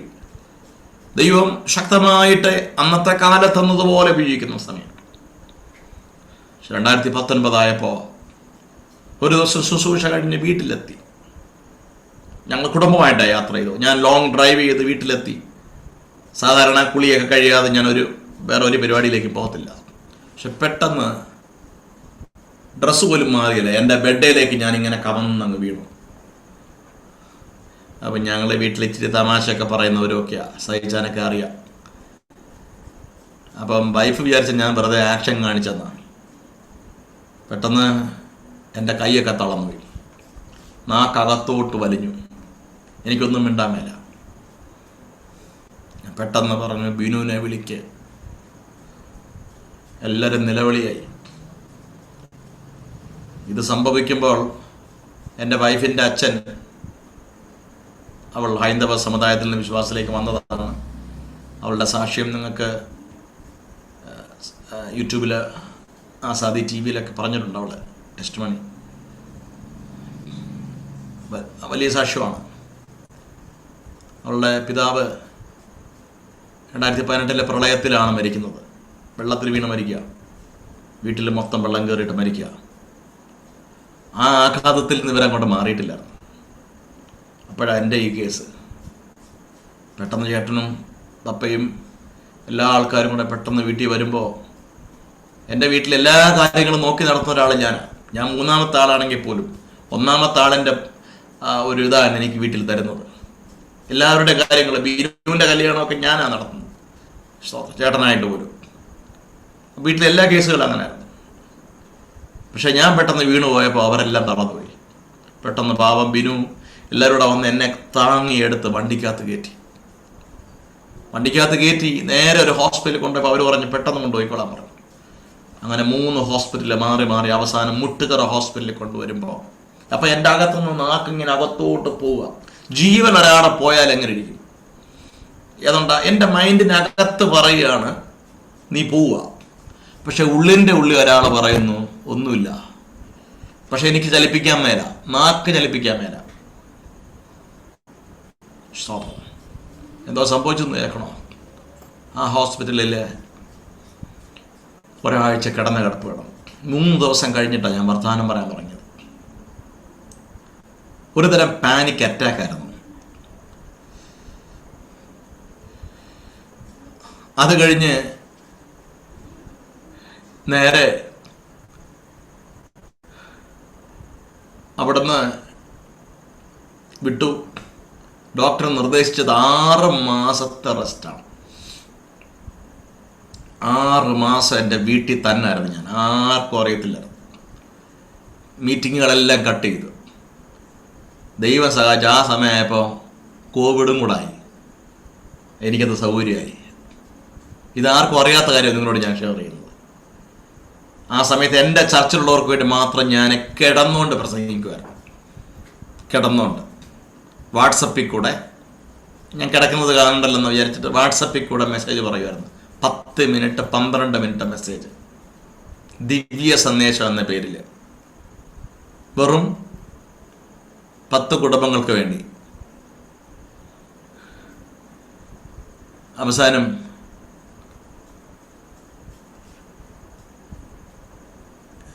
ആ ടെസ്റ്റ് മണി അതിനുശേഷം ഞാൻ എൻ്റെ ആ സ്റ്റേജ് മാറിയ ശേഷം നിങ്ങൾക്ക് കേൾക്കണോ, 6 മാസം ഞാൻ അവിടെ കിടക്കുന്ന സമയത്ത് കിടന്നുകൊണ്ട് പ്രസംഗിക്കാൻ തുടങ്ങിയതാ. ഇന്ന് 542 കണ്ടായിട്ടുണ്ട് എപ്പിസോഡ്. ഇന്ന് വരെ നിർത്തിയിട്ടില്ല. ഇന്ന് ഒരു ദിവസം ഏകദേശം 3000 പേര് സന്ദേശം കേൾക്കുന്നുണ്ട്. എല്ലാ ദിവസവും വെളുപ്പിനെ സന്ദേശം പോയിക്കൊണ്ടിരിക്കുക. അതെങ്ങനെ ആളുകൾ എത്തിച്ച് ഒരു ദിവസം 3000-ത്തിലധികം ആൾക്കാർ ഡെയിലി സന്ദേശം കേൾക്കുന്നു. സ്തോത്രം. വേറെ ഒന്നുമില്ല, അതിനകത്ത് മെസ്സേജ് മാത്രം. ഒരു ചെറിയ തോട്ട് 12-13 മിനിറ്റ് മാക്സിമം. ആൾക്കാർ നിർദ്ദേശം അനുസരിച്ച് ഇപ്പം 15 മിനിറ്റ് വരെ പോകുന്നുണ്ട്. കിടന്നുകൊണ്ട് തുടങ്ങിയതാണ് കേട്ടോ. അവസാനം ഈ കഴിഞ്ഞ കൊല്ലമായപ്പോൾ മെല്ലെ പിടിച്ചൊക്കെ പ്രസംഗിക്കാൻ തുടങ്ങി. പുൾപിറ്റ് നിർബന്ധമായിരുന്നു.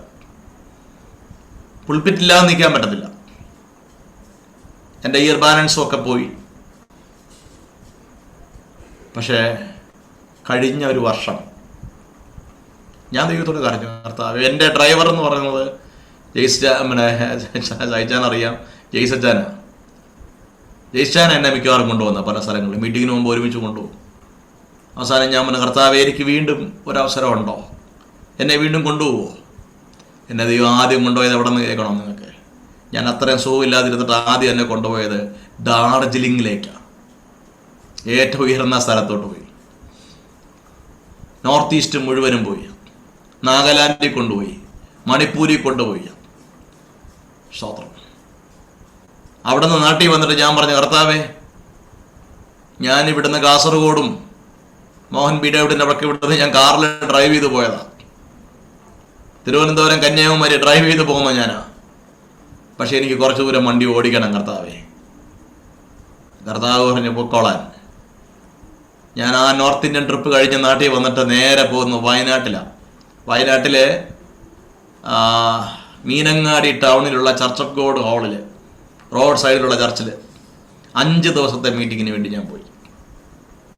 കുടുംബമായിട്ട് പോയി. ഞാൻ തന്നെയാണ് ഡ്രൈവ് ചെയ്തത്. അന്ന് മുതൽ ഇന്ന് വരെ കൃപയാൽ സ്തോത്രം.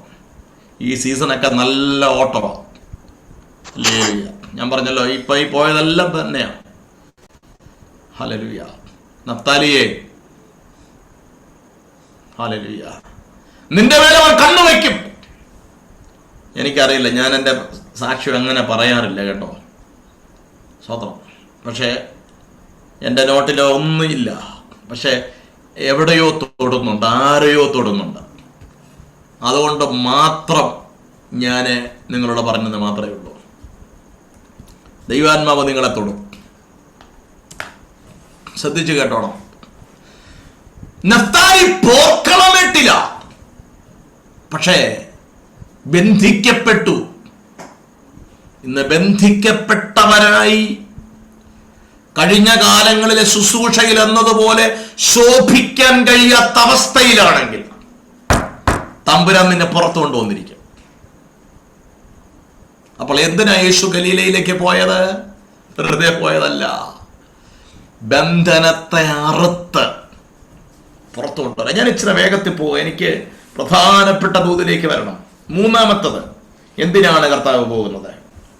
സ്തോത്രം. പോകാനുള്ള കാരണം യെശയ്യാവിന്റെ പുസ്തകം 9-ാമത്തെ അധ്യായം 1-ാമത്തെ വാക്യം. എന്നാൽ കഷ്ടതയിൽ ഇരുന്ന ദേശത്തിന് തിമിരം നിൽക്കയില്ല. അടുത്ത്,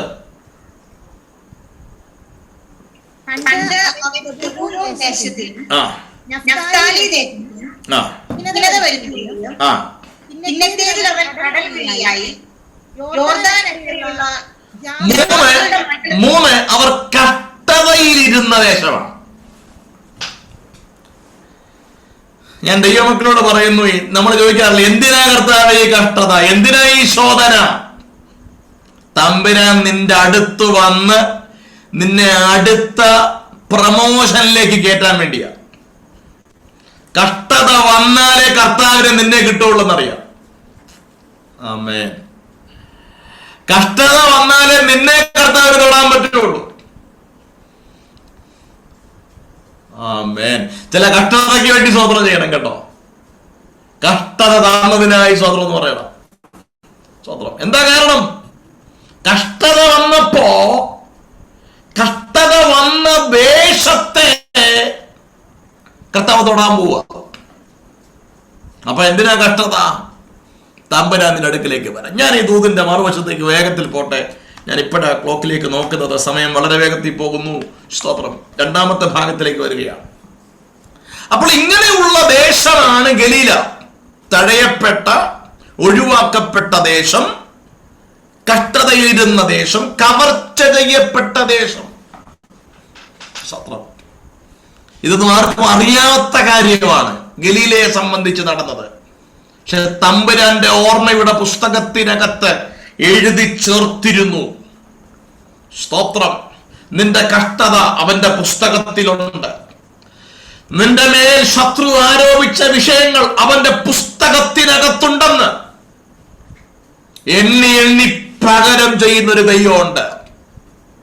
ഈ ഗലീലയിലേക്കാണ് യേശു പോകുന്നത്. ഇനി മത്തായി സുവിശേഷം 4-ാം അധ്യായം വായിച്ച വാക്യത്തിലേക്ക് നമുക്കൊന്ന് വരാം. ആമേൻ. ഈ ദേശത്തിലേക്ക് കർത്താവ് വരികയാണ്. എപ്പോഴാ? യോഹന്നാൻ തടവിലായപ്പോൾ കർത്താവ് വരുന്നു. ഇപ്പൊ എന്താ പ്രശ്നം? തടവിലാക്കപ്പെട്ട, ഒഴിവാക്കപ്പെട്ട, കഷ്ടതയിൽ ഇരിക്കുന്ന, കവർച്ച ചെയ്യപ്പെട്ട ദേശത്തിന്റെ ഇപ്പോഴത്തെ അവസ്ഥ എന്നറിയാമോ? മരണത്തിന്റെയും ഇരുട്ടിന്റെയും അന്ധതമസിന്റെയും പിടിയിലാണ്. ഒരർത്ഥത്തിൽ ഇനി ഒരു പ്രതീക്ഷയ്ക്കും വകയില്ല. എന്നാൽ ദൈവം തമ്പുരാൻ, കർത്താവ് ആ സ്ഥലത്തേക്ക് യോഹന്നാന്റെ അടുക്ക പോലും പോകാതെ ഗലീലയിലേക്ക് തന്നെ പോയി. നൗ എന്താണ് യേശു വന്നിട്ട് ഗലീലയ്ക്ക് സംഭവിച്ചത്? ഓടിച്ചൊന്ന് പറഞ്ഞിട്ട് നിങ്ങൾക്ക് വേണ്ടി പ്രാർത്ഥിക്കാൻ സമയം വെറുതിരിക്കുകയാണ്. യേശു നിന്നെ തൊട്ടാൽ, യേശു നിന്റെ അടുക്കലേക്ക് വന്നാൽ, യേശു ഗലീലയെ ഒന്ന് തൊട്ടാൽ അവിടെ എന്തോ സംഭവിക്കും?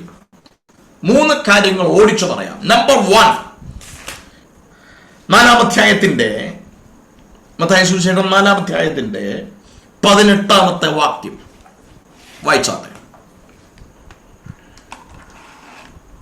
മത്തായി സുവിശേഷം 4-ാം അധ്യായത്തിന്റെ 18-ാമത്തെ വാക്യം.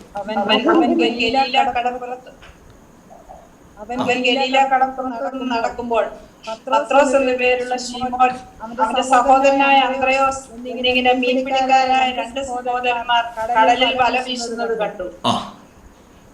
എന്റെ പിന്നാലെ വരുവീൻ, ഞാൻ നിങ്ങളെ മനുഷ്യ പിടിക്കുന്നവരാക്കും എന്ന് അവരോട് പറഞ്ഞു. 22-ാം വാക്യം. 20-ാം വാക്യം. പടകിനെയും അപ്പനെയും വിട്ട് അവനെ അനുഗമിച്ചു. അത് തന്നെയാണ് 20-ാം വാക്യത്തിൽ കാണുന്നത്. ഉടനെ അവർ വല വിട്ടേച്ച് അവനെ അനുഗമിച്ചു. ശ്രദ്ധിച്ചു കേൾക്കണം. എന്തിനാണ് യേശു ഗലീലയിലേക്ക് പോയത്? ഇത്രയും തടയപ്പെട്ട, റിസൾട്ട് ഇല്ലാത്ത ദേശത്തിലേക്ക് യേശു എന്തിനു പോയി? 3 മറുപടികളാണ് എനിക്ക് പറയാനുള്ളത്. യേശു ഗലീലയിൽ പോയതിന്റെ 3 കാരണങ്ങൾ. നമ്പർ 1, ശ്രദ്ധിച്ചോണം, പ്രയോജനമുള്ളതിനെ പുറത്തു കൊണ്ടുവരാൻ. ഹല്ലേലൂയ. നമ്മുടെ ഭാവിയുടെ മേൽ പിശാചിനും അവന്റെ ദൂതന്മാർക്കും ഒക്കെ പരിമിതിയുടെ പദ്ധതികളുണ്ട് കേട്ടോ. എന്നാൽ ഇന്ന് പകൽ നിനക്ക് വേണ്ടി പദ്ധതി തയ്യാറാക്കുന്നത് നിന്നെ സൃഷ്ടിച്ച സൃഷ്ടാവാണ്. ശലാമാദിയ റബനബനസ്യ, നശിക്കാൻ, നശിപ്പിക്കാൻ, അറക്കാൻ, മുട്ടിക്കാൻ, നശിപ്പിക്കുവാൻ വരുന്ന ദുഷ്ടപിശാചിന്റെ തന്ത്രങ്ങളിൽ നീ വീഴരുത്. സൃഷ്ടാവിന്റെ പദ്ധതിക്കകത്തോട്ട് നീ കയറിക്കോണം. ശബാനിയ, എന്നോട് കർത്താവ് ഇങ്ങനെ പറയുന്നു, നിന്റെ അവസാനത്തെ വാക്ക് ദേശത്തിന്റെ അധിപതിയുടെ വാക്കുകളല്ല, സൃഷ്ടാവിന്റെ വാക്കാ. വചനം എന്ത് പറയുന്നു അതായി മാറുന്നീ. കർത്താവ് എന്തിനാ ഗലീല പോയെന്നറിയാമോ? ഒന്നും കിളിർക്കത്തില്ലെന്ന് പറഞ്ഞ, ഗുഡ് ഫോർ നത്തിങ് എന്ന് പറഞ്ഞ ആ പ്രദേശത്തിൽ നിന്ന് പ്രയോജനമുള്ളതിനെ പുറത്തു കൊണ്ടുവരാൻ. എന്ന് പറഞ്ഞാൽ എന്നാ അർത്ഥം? എന്ന് പറഞ്ഞാൽ അർത്ഥം എന്നറിയോ? ലോകത്തെ കീഴ്മേൽ മറിക്കുന്ന, ലോകത്തിന്റെ ഉണർവിന്റെ വക്താക്കളാക്കി മാറ്റുന്ന ജീസസ്, ആത്മസാന്നിധ്യത്തിന്റെ മറ്റൊരു മേഖലയിലേക്ക് നമ്മൾ മാറിക്കൊണ്ടിരിക്കുക. യേശുവിന്റെ അധികാരമുള്ള നാമത്തിൽ സ്വർഗം ചലിക്കുന്നു, സ്വർഗം ചലിക്കുന്നു. യേശുവിന് അധികാരമുള്ള നാമത്തിൽ പ്രയോജനമുള്ളതിനെ കർത്താവ് പുറത്തു കൊണ്ടുവരും. ഒരു പത്രോസിനെ ആർക്കും അറിയത്തില്ലായിരുന്നു, ഒരു യോഹന്നാനെ ആർക്കും അറിയത്തില്ലായിരുന്നു, ഒരു അന്ത്രയോസിനെ ആർക്കും അറിയത്തില്ലായിരുന്നു. പക്ഷെ കർത്താവിന്റെ നിർബന്ധമായിരുന്നു ഇതിനകത്തുനിന്ന് ലോകത്തിന്റെ ഉണർവിന് വേണ്ടി തിരികൊളുത്തുന്ന കൂട്ടസ്നാനങ്ങൾക്ക് നേതൃത്വം കൊടുക്കോ. റബാനാസിയ, യേശുവിന്റെ അധികാരമുള്ളതാണ്. മീനിന്റെ മണമുള്ള മീൻ പിടിച്ചുകൊണ്ട് നടന്ന നിന്റെ ജീവിതത്തിന് വ്യത്യസ്തമായ ഒരു തലം എന്നോട് കർത്താവ് പറയുന്നു, നിന്റെ പ്രൊഫഷനെ ദൈവം തിരിക്കാൻ പോവാ.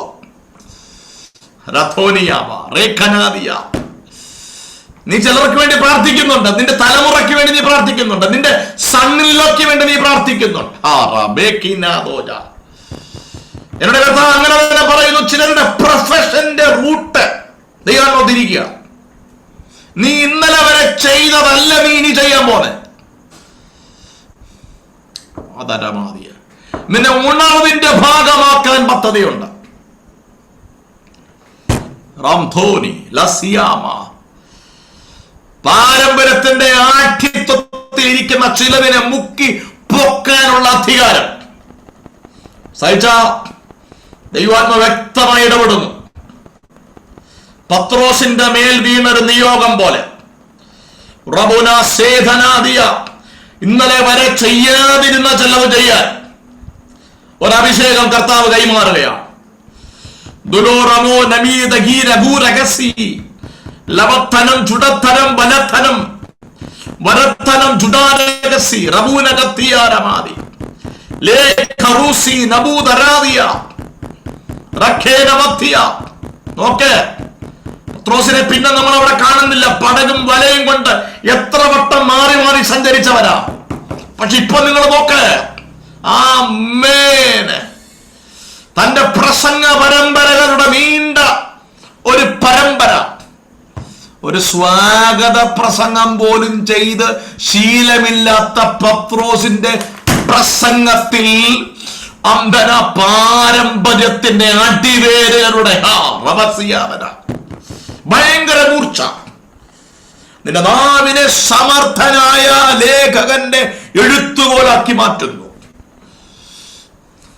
ഇതിനകത്ത് അഭിഷേകം വ്യാപരിക്കുന്നുണ്ട്.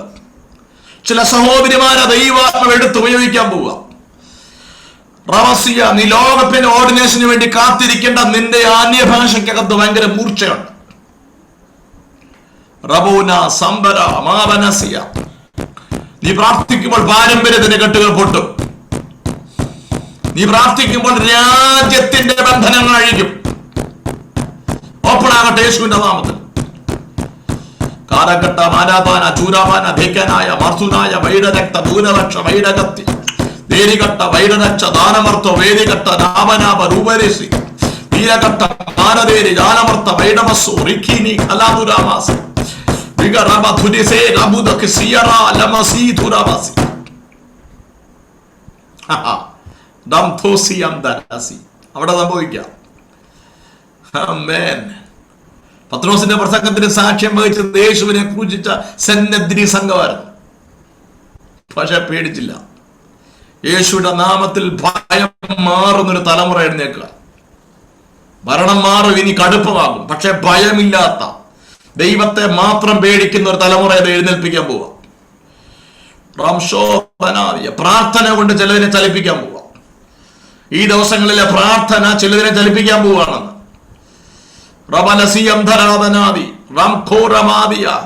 നീ മുട്ടയിലിടുന്നത് വെറുതെയാകത്തില്ല, നിന്റെ തഴമ്പ് വെറുതെയാകത്തില്ല.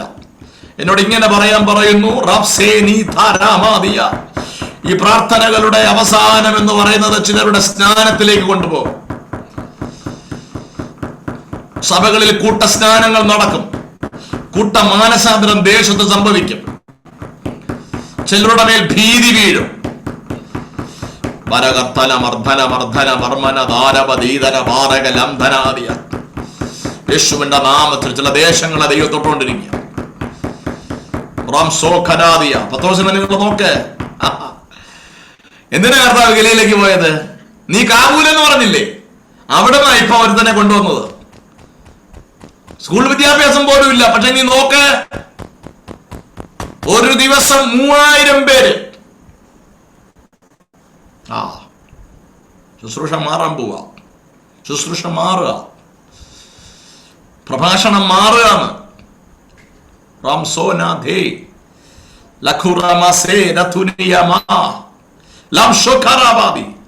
യേശുവിന് അധികാരമുള്ള നാമത്തിൽ.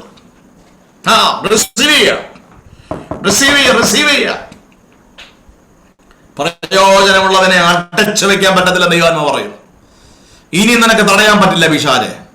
ഇന്നലെ വരെ നീ ബന്ധിച്ചു വെച്ചു, നഫ്താലിയെ നീ തൊട്ടു ബന്ധിച്ചു വെച്ചു. ഇന്നലെ വരെ കഷ്ടത കൊണ്ട് നീ അവരെ ബന്ധിച്ചു, നീ അവർക്ക് ഹീനത വരുത്തി. നിന്റെ ടൈം കഴിഞ്ഞു. ദൈവപുത്രന്റെ അധികാരം പ്രാപിച്ചു ഇറങ്ങി വരുന്നു. ഇനി നിനക്ക് തൊടാൻ പറ്റുകയില്ല. ആത്മാവി പറയാ ഇതിനകത്ത് ചില പിടിവള്ളികൾ ആർത്താരാധിച്ചു. ഷബൂര ധനിയ മരത്തോനവസിയ. ഉണ്ണികൃഷ്ണൻ ആത്മാവിൽ സ്തുതിച്ചോ.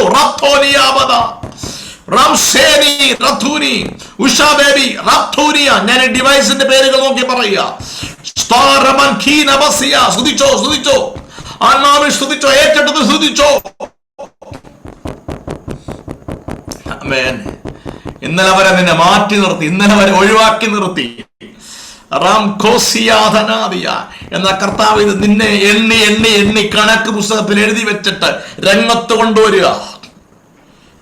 അന്ത്യകാല ഉണർവിന് വേണ്ടി നിന്നെ മാറ്റി വെച്ചേക്കുമായിരുന്നു. എന്തിനാന്ന് ചോദിച്ചില്ലേ? ഇതിനു വേണ്ടിയാന്ന്.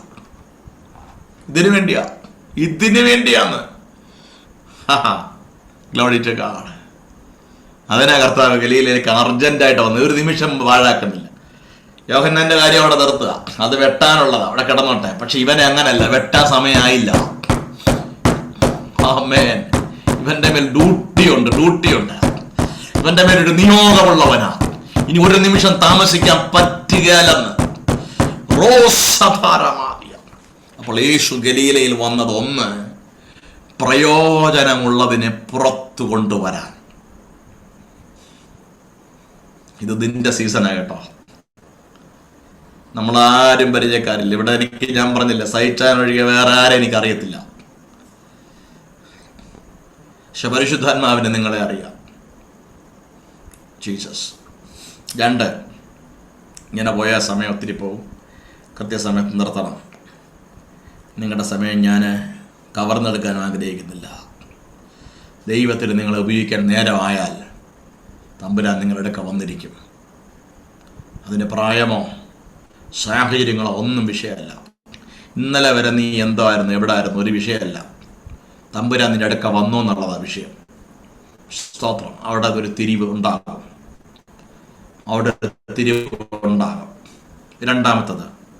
രണ്ടാമത്തത് യേശു എന്തിനാണ് ഗലീലയിലേക്ക് വന്നത്? നമ്മൾ വായിച്ചത് മത്തായി സുവിശേഷം 4:18.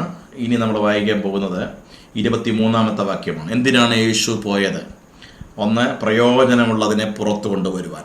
2, 4:23 മുതൽ. പിന്നെ യേശു ഗലീലയിലൊക്കെയും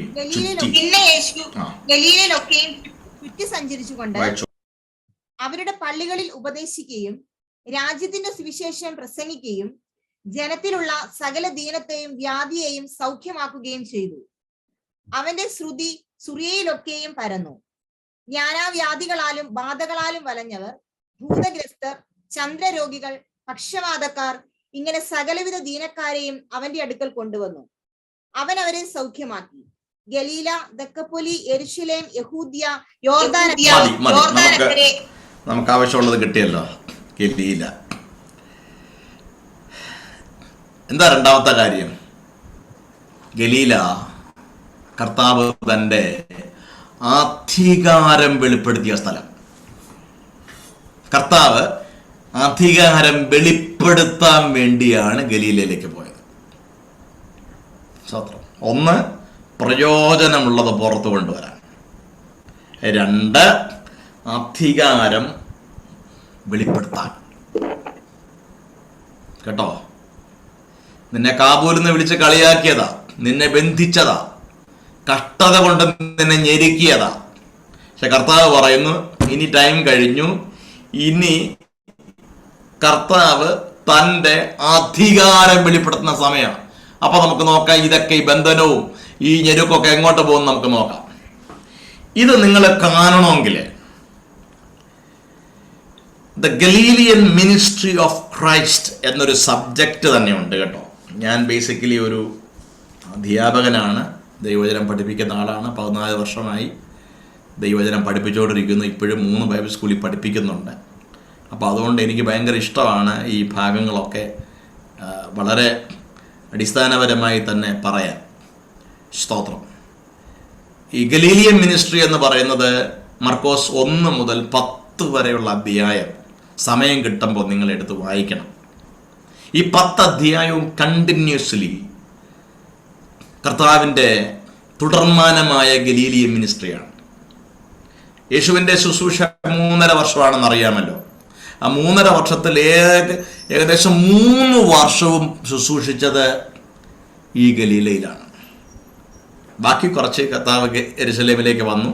പിന്നെ യേശു തുടക്ക സമയത്ത് മിസ്രൈമിലേക്ക് പോയതും ആ ഓടിയ സമയങ്ങളും ഒക്കെയുള്ള ചില സമയങ്ങൾ അതൊഴിച്ചാൽ ബാക്കി ഇവിടുത്തെ ദേശം, ഇവിടുത്തെ സമയം എന്ന് പറയുന്നത് വെറും 3.5 സംവത്സരത്തിൽ ഏകദേശം 3 വർഷവും കർത്താവ് ഗലീലയിൽ തന്നെയായിരുന്നു. അപ്പൊ ഈ ഗലീലയിൽ യേശു തൻ്റെ അധികാരം വെളിപ്പെടുത്തിയത് എങ്ങനെയാണ്? പ്രധാനമായിട്ട് 5 ഏരിയകളിലാണ് തൻ്റെ അധികാരം വെളിപ്പെടുത്തിയത്. 5 അല്ല, 500 അല്ല. പക്ഷെ നമ്മുടെ പഠന സൗകര്യാർത്ഥം ചവിട്ടി നിർത്തണം 11 ആകുമ്പോൾ. അതുകൊണ്ട് പഠന സൗകര്യത്തിൽ കൊണ്ടുവരികയാണ്. ഹല്ലേലൂയ. നിങ്ങൾക്ക് ബോറടിക്കുന്നുണ്ടോ? സ്തോത്രം, സ്തോത്രം. നമ്മൾ ഒരുമിച്ച് കൊണ്ടുപോവുക. സ്തോത്രം. അപ്പോൾ അവിടെ വായിക്കുന്നത് ഇങ്ങനെയാ, യേശു തന്നെ അധികാരം വെളിപ്പെടുത്തും. ഒന്നാമത് കർത്താവ് അധികാരം വെളിപ്പെടുത്തിയത് 1:23, മാർക്ക് 1:23, മർക്കോസ് 1:23, 22 വാക്യമായി. അവന്റെ ഉപദേശത്തിൽ അവർ വിസ്മയിച്ചു. അവൻ ശാസ്ത്രിമാരെ പോലല്ല, അധികാരമുള്ളവനായിട്ടത്രേ അവരെ ഉപദേശിച്ചത്. ഒന്ന്, കർത്താവിന്റെ അധികാരം, ഉപദേശത്തിനുള്ള അധികാരം, പ്രഭാഷണത്തിലുള്ള അധികാരം. ഹല്ലേലൂയ. കർത്താവ് ഒരു വാക്ക് പറഞ്ഞാൽ മതിയായിരുന്നു. അവിടെ എന്നാ സംഭവിച്ചത്? അശുദ്ധാത്മാവ് ബാധിച്ചൊരു മനുഷ്യൻ അവന്റെ ജീവിതത്തിന്റെ എന്താ പറയാ, ഗൈഡൻസ് തന്നെ നഷ്ടപ്പെട്ടു. അവന്റെ മൈൻഡ് സെറ്റ് നഷ്ടപ്പെട്ടു. Control, that is A word, control നഷ്ടപ്പെട്ടു.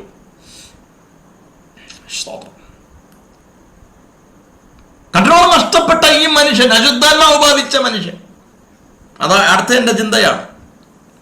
അശുദ്ധാത്മാക്കളുടെ മേലുള്ള അധികാരം. സ്വതന്ത്രം. അതെപ്പോഴും എങ്ങനെയാ മാറിയത്? കർത്താവ് അധികാരത്തോടെ സംസാരിച്ചപ്പോൾ ശ്രദ്ധിച്ചു കേൾക്കണം.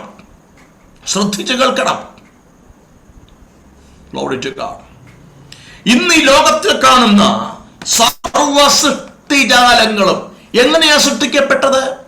ഉണ്ടാകട്ടെ എന്നുള്ള അവിടുത്തെ ആലോചനയാലാണ്.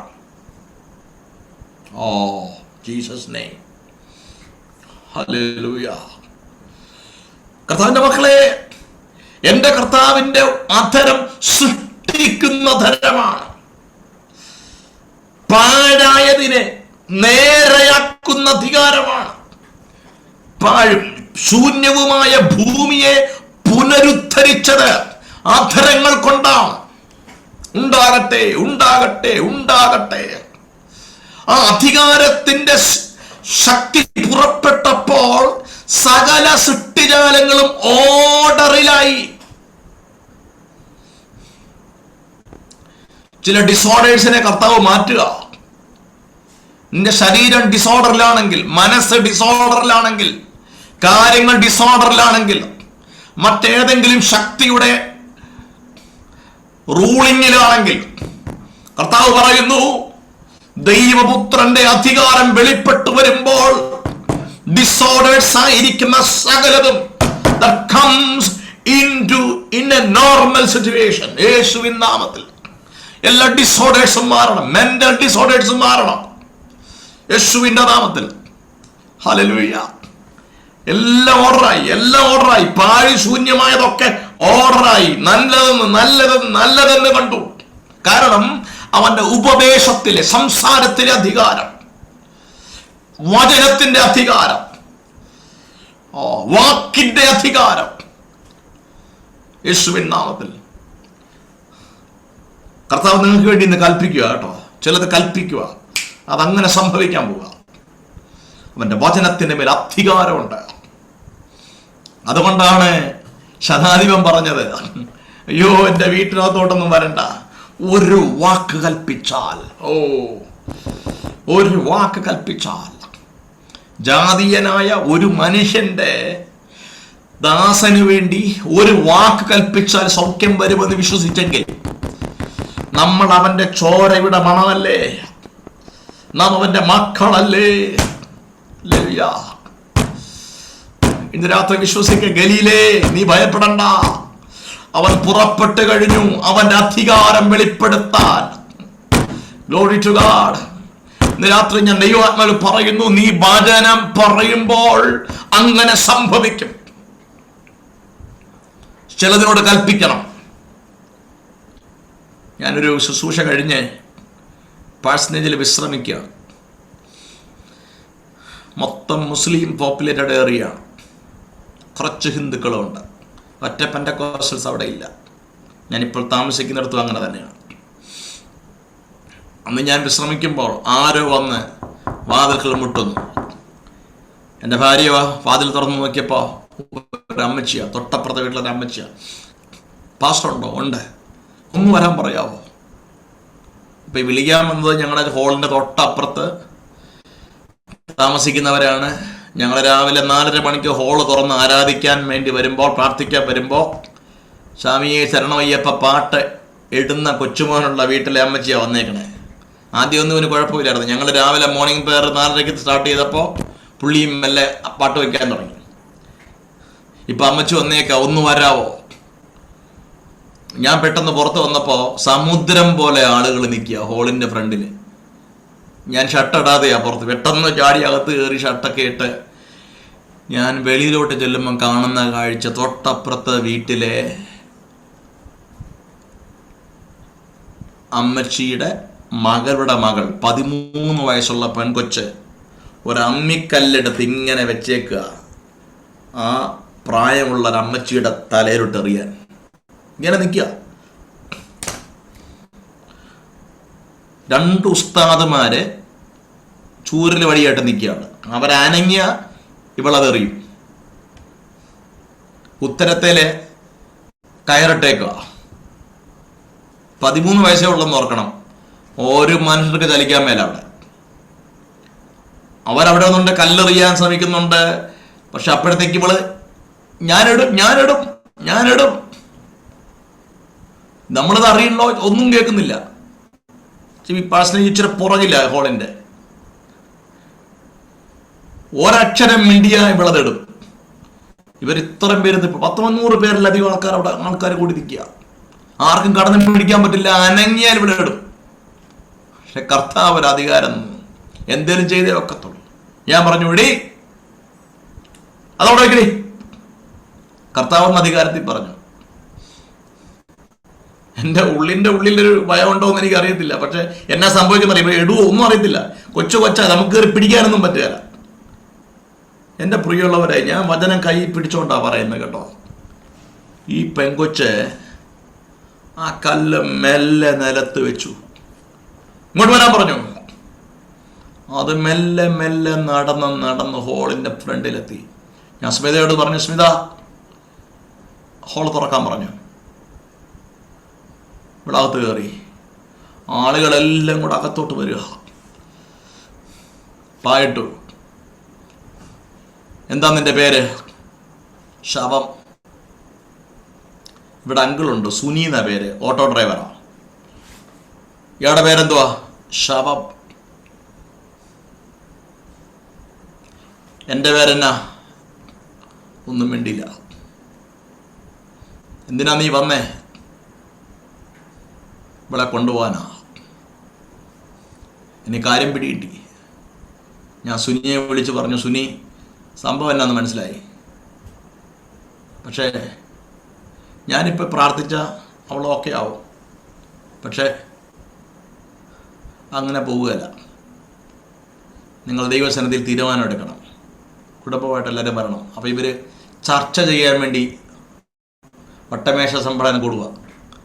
5 മിനിറ്റായി 10 മിനിറ്റായി വരെ കാണാനില്ല.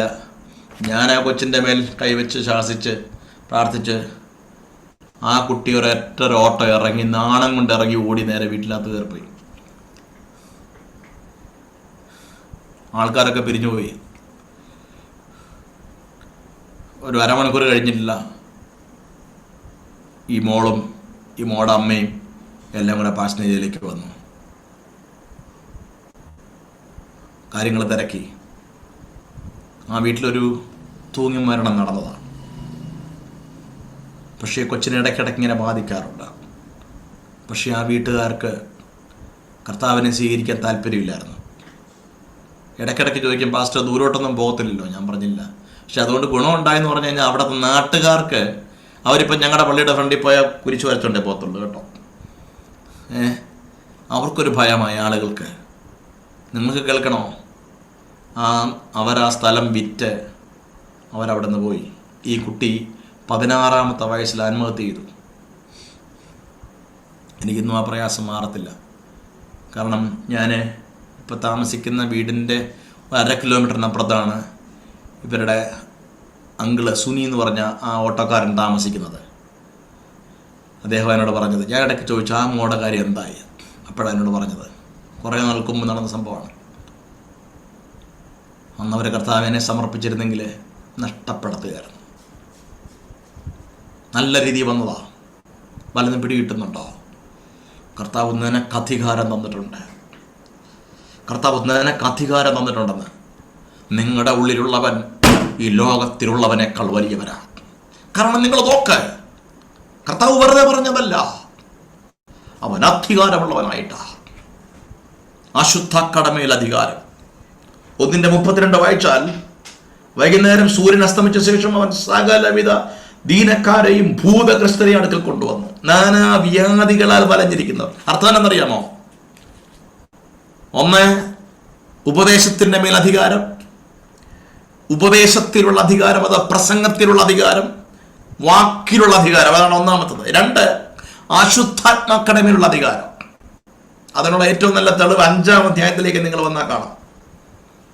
അശുദ്ധാത്മാവ് ബാധിച്ചൊരു മനുഷ്യൻ, ഭൂതഗ്രസ്തനായ മനുഷ്യൻ, ചെറുപ്പക്കാരനാ. അവനെ ആർക്കും അടക്കാൻ മേല. കർത്താവ് ചൊല്ലുമ്പോൾ അവൻ നിലവിളിച്ചു കൊണ്ടുവരിക. സ്തോത്രം. കർത്താവ് വലിയ അവിടെ പണിയൊന്നും നടത്തിയൊന്നുമില്ല. അവൻ നിലവിളിച്ചുകൊണ്ട് അവനിലെ ഭൂതം വിട്ടുപോയി. അവൻ യേശുവിനോട് ചോദിക്കുക, കർത്താവേ ഞാനിവിടെ പോന്നോട്ടെ? കർത്താവ് പറഞ്ഞു, പോന്നോ. വീട്ടിൽ പോയി ചെന്ന് ആദ്യം നിന്നെ തന്നെ ഒന്ന് കാണിക്കുക. എന്നിട്ട് നീ അവിടെ ഉള്ളവരുടെ പറ. പുസ്തകം പറയുന്നത് ഈ മനുഷ്യൻ പിന്നെ പട്ടണങ്ങളുടെ സുവിശേഷകനായി മാറി. എപ്പോഴും ഓർത്തണം, പ്രയോജനപ്പെടാൻ സാധ്യത ഉണ്ടെങ്കിൽ നിന്നെ കുരുക്കിലാക്കിയിരിക്കും. പക്ഷെ ദൈവപുത്രൻ ഇറങ്ങിയാൽ, ഏത് ബന്ധനം നടത്തിയാൽ, ഏത് കെട്ടിനകത്ത് നിന്നെ ഒതുക്കിയാൽ, ഞാനിത് പറയുമ്പോൾ ചില തലമുറകളുടെ മേലുള്ള ശാപങ്ങൾ അതെയും അഴിച്ചു മാറ്റി റിലീസ് ചെയ്യുക. മക്കളെ ഓർത്ത് കരയുന്ന ചില അമ്മമാർ ഇതിനകത്തിരിപ്പുണ്ട്. അവനിപ്പോ എവിടാന്ന് നിങ്ങൾക്ക് അറിയത്തില്ല. അവനിപ്പോൾ ഏത് കമ്പനിയാണെന്ന് നിനക്കറിയത്തില്ല.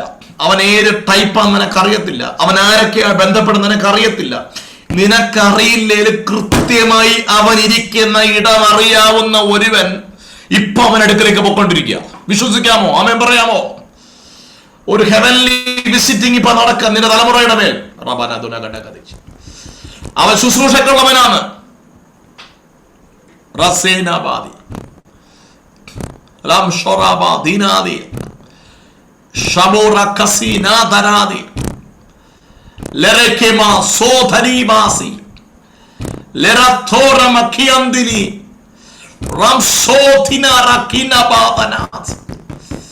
തലമുറകളുടെ മേലുള്ള ദൈവിക ഇടപെടൽ സംഭവിക്കുക.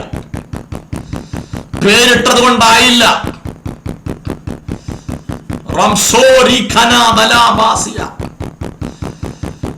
നീ എടുത്ത പുസ്തകം നിന്റെ മകൻ, നിന്റെ കൊച്ചുമകൻ എടുക്കേണ്ടതാ. പക്ഷെ അവന്റെ ഇപ്പോഴത്തെ ഇരിപ്പ് നല്ല സ്ഥലത്തല്ലെന്ന് ആത്മാവ് പറയുന്നു.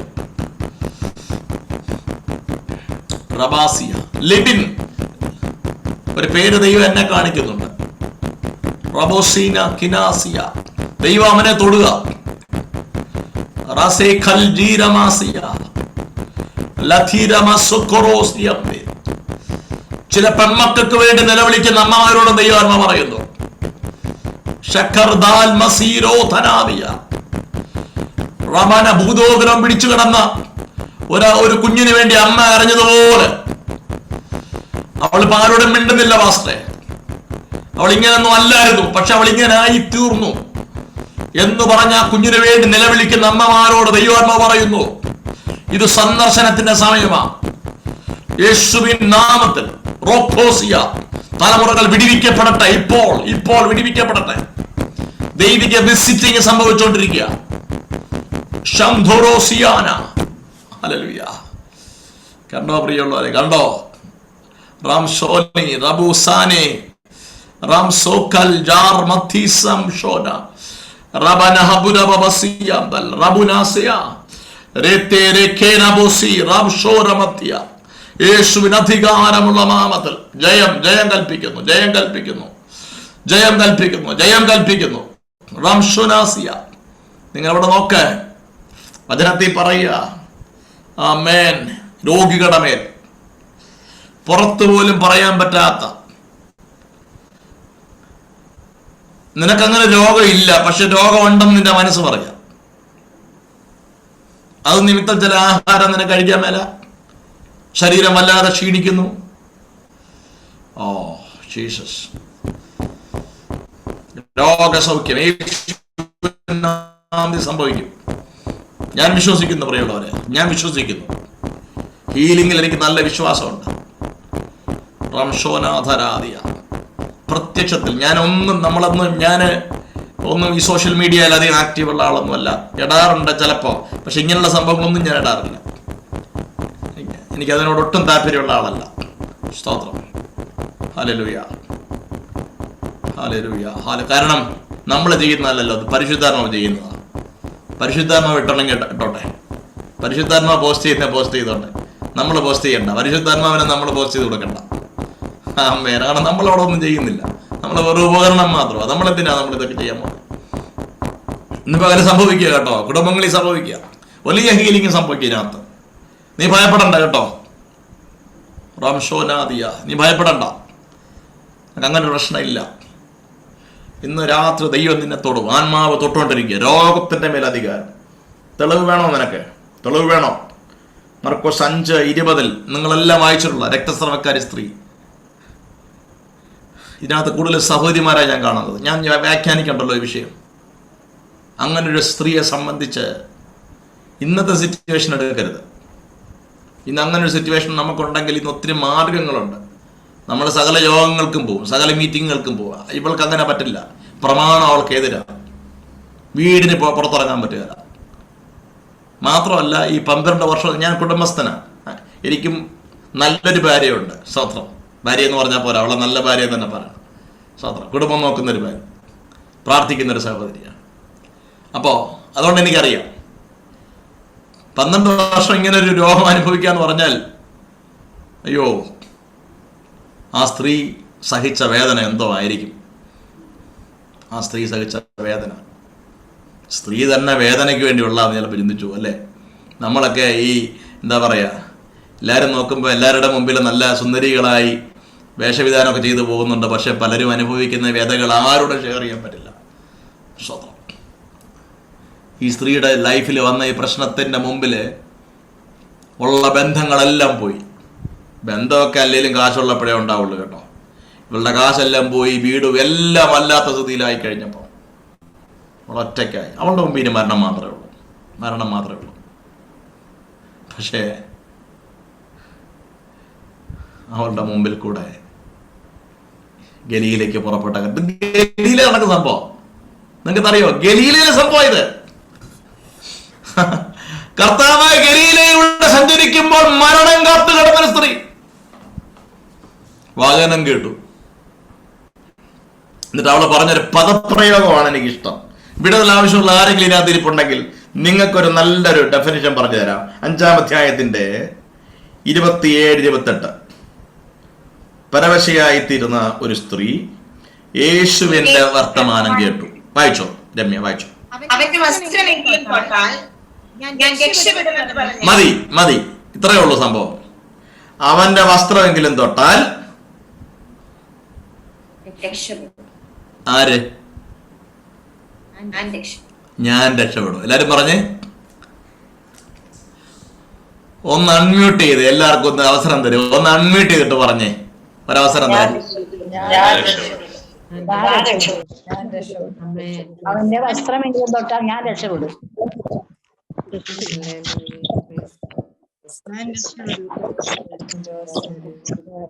ഞാനങ്ങ് മ്യൂട്ട് ചെയ്തു. നിങ്ങൾക്ക് ഊഴം തരുമായിരുന്നു. എന്നിട്ടും അവസരം തന്നിട്ട് പറയാത്തൊരിപ്പുണ്ട് കേട്ടോ. ഓ, എന്നാ രക്ഷപ്പെടാനാ നമുക്ക് രക്ഷപ്പെടില്ലെന്ന് പറയാൻ ഭയങ്കര വീറ, രക്ഷപ്പെടില്ലെന്ന് പറയാൻ ഭയങ്കര ആത്മവിശ്വാസം. പിള്ളേരോടും പറയാറുണ്ട് രക്ഷപ്പെടുകയല്ലാണ്. എത്ര പ്രാവശ്യം നീ എഴുതി രക്ഷപ്പെടുകയല്ല. ഇത് പറയാൻ നമുക്ക് ഭയങ്കര ഇഷ്ടം. ഇനി എല്ലാവരും മ്യൂട്ട് ചെയ്തോ കേട്ടോ, നിങ്ങളുടെ അവസരം കഴിഞ്ഞു. ഇനി എനിക്ക് മാത്രമേ ഉള്ള അവസരം. നിർത്താൻ പോവാ. സ്വതന്ത്രം. എന്നാൽ ഞാൻ നിങ്ങളോട് പറയുന്നത്, രാവിലെ എഴുന്നേറ്റ് സ്തോത്രം പറഞ്ഞിട്ട് പറയണം, ഞാൻ രക്ഷപ്പെടും, ഞാൻ രക്ഷപ്പെടും.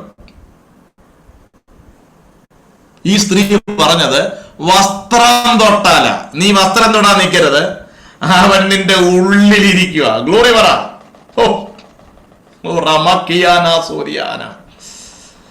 വസ്ത്രം തൊട്ടാൽ രക്ഷപ്പെടുമെന്ന് പറഞ്ഞ് രക്ഷപ്പെട്ടെങ്കിൽ ഉള്ളിൽ കർത്താവിനെ കൊണ്ട് നടക്കുന്ന നീ, ദൂതന്റെ ആഴം അറിയുന്നവരൊന്ന് സ്തോത്രം ചെയ്തേ ഒക്കത്തുള്ളൂ. ആമേൻ. ഹല്ലേലൂയ. രക്ഷപ്പെട്ടു ആ സ്ത്രീ, രക്ഷപ്പെട്ടു. അവൾ സ്വസ്ഥയായി. ഞാൻ നിങ്ങൾക്ക് ഉറപ്പ് തരാം, ഇന്ന് രാത്രി നിങ്ങൾ കിടന്നുറങ്ങുമ്പോൾ സ്വസ്ഥമായി നിങ്ങൾ ഉറങ്ങും. യേശുവിൻ നാമത്തിൽ, യേശുവിൻ നാമത്തിൽ സ്വസ്ഥത എന്തെന്ന് നിങ്ങൾ അറിയാൻ പോവുക. കാരണം ദൈവപുത്രൻ ഗലീലയിൽ വന്നു. അപ്പോൾ എവിടെയൊക്കെ അധികാരം വെളിപ്പെടുത്താൻ കർത്താവ് ഗലീലയിൽ പോയത് കേട്ടോ. എന്നിട്ട് എവിടെല്ലാം വെളിപ്പെടുത്തി? തൻ്റെ സന്ദേശത്തിൽ അശുദ്ധാത്മാക്കളുടെ മേൽ, രോഗത്തിൻ്റെ മേൽ. 4-ാം അധ്യായത്തിൻ്റെ 39-ാം വാക്യം വായിക്കുമ്പോൾ, അവൻ എഴുന്നേറ്റ് കാറ്റിനെ ശാസിച്ചു, കടലിനോട് അനങ്ങാതിരിക്കാൻ പറഞ്ഞു, അതെല്ലാം അമർന്നു. അല്ലേ? സ്തോത്രം. 41-ാം വാക്യത്തില് അവർ വളരെ ഭയപ്പെട്ടു, കാറ്റും കടലും കൂടെ ഇവനെ അനുസരിക്കുന്നല്ലോ. അപ്പോൾ പ്രകൃതിയുടെ മേൽ അധികാരം, പ്രകൃതിയുടെ മേൽ അധികാരം. തീർന്നില്ല, ഞാൻ നിർത്തണം, സമയത്ത് നിർത്തണം. സ്തോത്രം. 5-ാം അധ്യായത്തിന്റെ 35 മുതലുള്ള വാക്യം വായിച്ചു നിർത്താൻ പോവാണ്. ഇങ്ങനെ പറഞ്ഞുകൊണ്ടിരിക്കുമ്പോൾ തന്നെ അന്യപ്രമാണിയുടെ ആൾ വന്നു, നിന്റെ മകൾ മരിച്ചുപോയി, ഗുരുവിനെ ഇനി അസഹ്യപ്പെടുത്തുന്നത് എന്തിനാ എന്ന് പറഞ്ഞു. നിന്റെ മകൾ മരിച്ചുപോയി, ഇനി എന്തിനാ അസഹ്യപ്പെടുത്തുന്നത്? കർത്താവിൻ്റെ അധികാരം വെളിപ്പെടുത്താനാണ് പോയത് ഗലീലയിൽ. എവിടെ? രോഗത്തിൻ്റെ മേൽ, അശുദ്ധാത്മാക്കളുടെ മേൽ, പ്രകൃതിയുടെ മേൽ, ദേ ഇപ്പോ മരണത്തിൻ്റെ മേൽ, കൈവിട്ട് കളഞ്ഞ കേസിന്റെ മേൽ, നാറ്റം വെച്ച കേസിന്റെ മേൽ.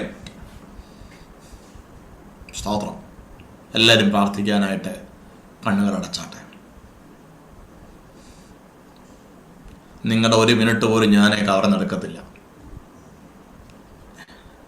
എൻ്റെ ക്ലോക്കിൽ ഇപ്പോൾ 10:56. സ്തോത്രം. 2 മണിക്കൂർ സമയം ഏകദേശം വചനത്തിന് മുമ്പിലാണ് നമ്മളിരുന്നത്. എനിക്കൊത്തിരി സന്തോഷമുണ്ടായിരുന്നു.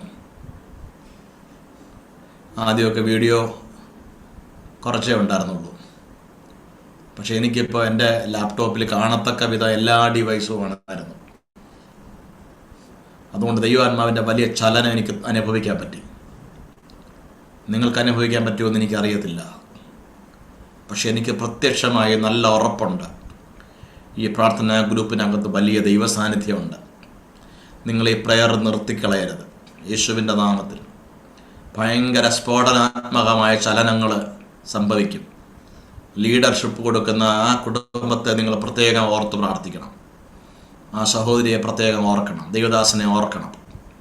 ഷംധാരാമാദിയ അന്ത്യകാല ഉണർവിന് വേണ്ടി ചിലതിനെയൊക്കെ അഭിഷേകം ചെയ്യുന്നത് നിങ്ങൾക്ക് ഇതിലൂടെ കാണാൻ പറ്റും. റാംസോധാനാമാദിയ രാജ്യങ്ങളോട് സുവിശേഷിക്കാൻ വാതിലുകൾ ഓപ്പണാകും. സധരാമാദിയ റാം ഷലിയാമ റാം ധന. ഇത് വലിയ ടേണിംഗ് പോയിന്റാണ്. ഇവിടുന്ന് ഒത്തിരി പേര് ജീവിതത്തിൻ്റെ ടേണിങ്ങിലേക്ക് എത്തും. ഗതി തിരിച്ചു മാറ്റുന്നൊരു സ്ഥലമായത്. റംഷോദാരാമീ ഖലസിയാവ റബോരാസി റഖുനാഥന അംധനസിയ. റഹബോത്ത് എന്ന് പറയുന്നത് തന്നെ വർധനവിൻ്റെ ദേശമാണ്, ഇടമുണ്ടാകുന്ന ദേശമാണ്. റംസോധനാഥനാദിയ കഴിഞ്ഞ കാലങ്ങളിലെ പരാജയങ്ങൾക്ക് മറുപടി ഉണ്ടാകുന്ന ദേശമാണ്. ശലത്തൂരമന്ധനാദിയ പല ഇടങ്ങളിൽ നിന്ന് ഓടേണ്ടി വന്നു നിനക്ക്. ഇനി നീ ഓടണ്ട, നിനക്കൊരു സ്ഥലമായി. പ്രാർത്ഥിക്കാൻ പോവുക. പകൽ പ്രാർത്ഥന ആവശ്യമുള്ളവരെ നിങ്ങളുടെ കരമൊന്ന് ഉയർത്തിയാൽ മാത്രം മതി. സ്തോത്രം. യേശുവിൻ നാമത്തിൽ നിങ്ങളുടെ വിഷയം ഏതുമായിക്കൊള്ളട്ടെ, പരിശുദ്ധനാവ് നിങ്ങളെ തൊടും. സ്വർഗത്തിലെ കർത്താവെ, ഞാൻ ഇന്ന് ഈ പ്രയർ ഗ്രൂപ്പിൽ ആരാധനയിൽ സംബന്ധിക്കുന്ന വ്യക്തികളെ ഞാൻ ഏൽപ്പിക്കുന്നു. അവരുടെ ഭവനങ്ങളെ ഞാൻ ഏൽപ്പിക്കുന്നു. തലമുറകളെ ഏൽപ്പിക്കുന്നു. ദൈവം അവർക്ക് കൊടുത്തിട്ടുള്ള എല്ലാ നന്മകളെയും ഓർത്ത് സ്തോത്രം ചെയ്യുന്നു. യേശു കർത്താവ് തന്ന അധികാരത്തിൽ നിന്ന് ഈ പ്രാർത്ഥന ആവശ്യപ്പെട്ട കുടുംബങ്ങളെ ഞാൻ റിലീസ് ചെയ്ത് പ്രാർത്ഥിക്കുന്നു. ഗലീല എന്ന പോലെ കവർച്ച ചെയ്യപ്പെട്ട് ഒഴിവാക്കൽ അനുഭവിച്ച് കട്ടതയുടെ ചാറൂറ്റി ജീവിതത്തെ ചണ്ടിക്കോമ്പാരമാക്കാൻ ശ്രമിക്കുമ്പോൾ അതിനെ തിരിച്ചു പിടിക്കാൻ കർത്താവേ നീ ഇന്ന് എഴുന്നള്ളി വന്നതിനായി സ്തോത്രം. ഇതിൽ നിന്ന് ചിലതിനെ പുറത്തെടുക്കുന്നതിനായി നന്ദി പറയുന്നു. ഉണർവിന് വേണ്ടി ചിലതിനെ പുറത്തെടുത്താട്ടപ്പ. നിന്റെ അധികാരം ഇവരുടെ മേലൊന്ന് വെളിപ്പെടുത്തണമേ. ഇവരിലൂടെ മൂർച്ചയുള്ള ദൈവത്തിന്റെ ഇടപെടലുകൾ സംഭവിക്കട്ടെ. അന്ധര ഇവർക്ക് അധരമുള്ള അവൻ മൂർച്ചയുള്ള അധരം കൊടുക്കണമേ കർത്താവേ. ശുശ്രൂഷയിൽ അത്ഭുതങ്ങൾ സംഭവിക്കട്ടെ. രോഗത്തിന്റെ മേൽ, ഭൂതങ്ങളുടെ മേൽ, അശുദ്ധാത്മാക്കളുടെ മേൽ, പ്രകൃതിയുടെ മേൽ, പ്രാണന്റെ മേൽ റകനദുനവസിയാതന ഈ ദിവസങ്ങളിൽ ദൈവാത്ഭുതം ചെയ്തതിനായി സ്തോത്രം. ദൈവാത്മാവിന്റെ ചലനം ഉണ്ടാകുന്നതിനായി സ്തോത്രം. അനുഗ്രഹിച്ച് പ്രാർത്ഥിക്കുന്നു. എല്ലാവരെയും മുറ്റുമായി അനുഗ്രഹിക്കണം. യേശു കർത്താവിൻ നാമത്തിൽ തന്നെ. ആമേൻ, ആമേൻ, ആമേൻ. ഇന്ന് രാത്രിയിൽ നിങ്ങളെ അല്പസമയം ശുശ്രൂഷിക്കാൻ കർത്താവ് തന്ന അവസരത്തിന് നന്ദി പറയുന്നു. കർത്താവ് എല്ലാവരും അനുഗ്രഹിക്കട്ടെ. പ്രാർത്ഥന ഓർക്കണമേ. God bless you. ആമേൻ. സ്തോത്രം, സ്തോത്രം, സ്തോത്രം. കർത്താവിന്റെ ദാസന് ഞങ്ങളുടെ രഹബോത്ത് പ്രയർ മിനിസ്ട്രിയുടെ നാമത്തിലുള്ള നന്ദി അറിയിക്കുന്നു.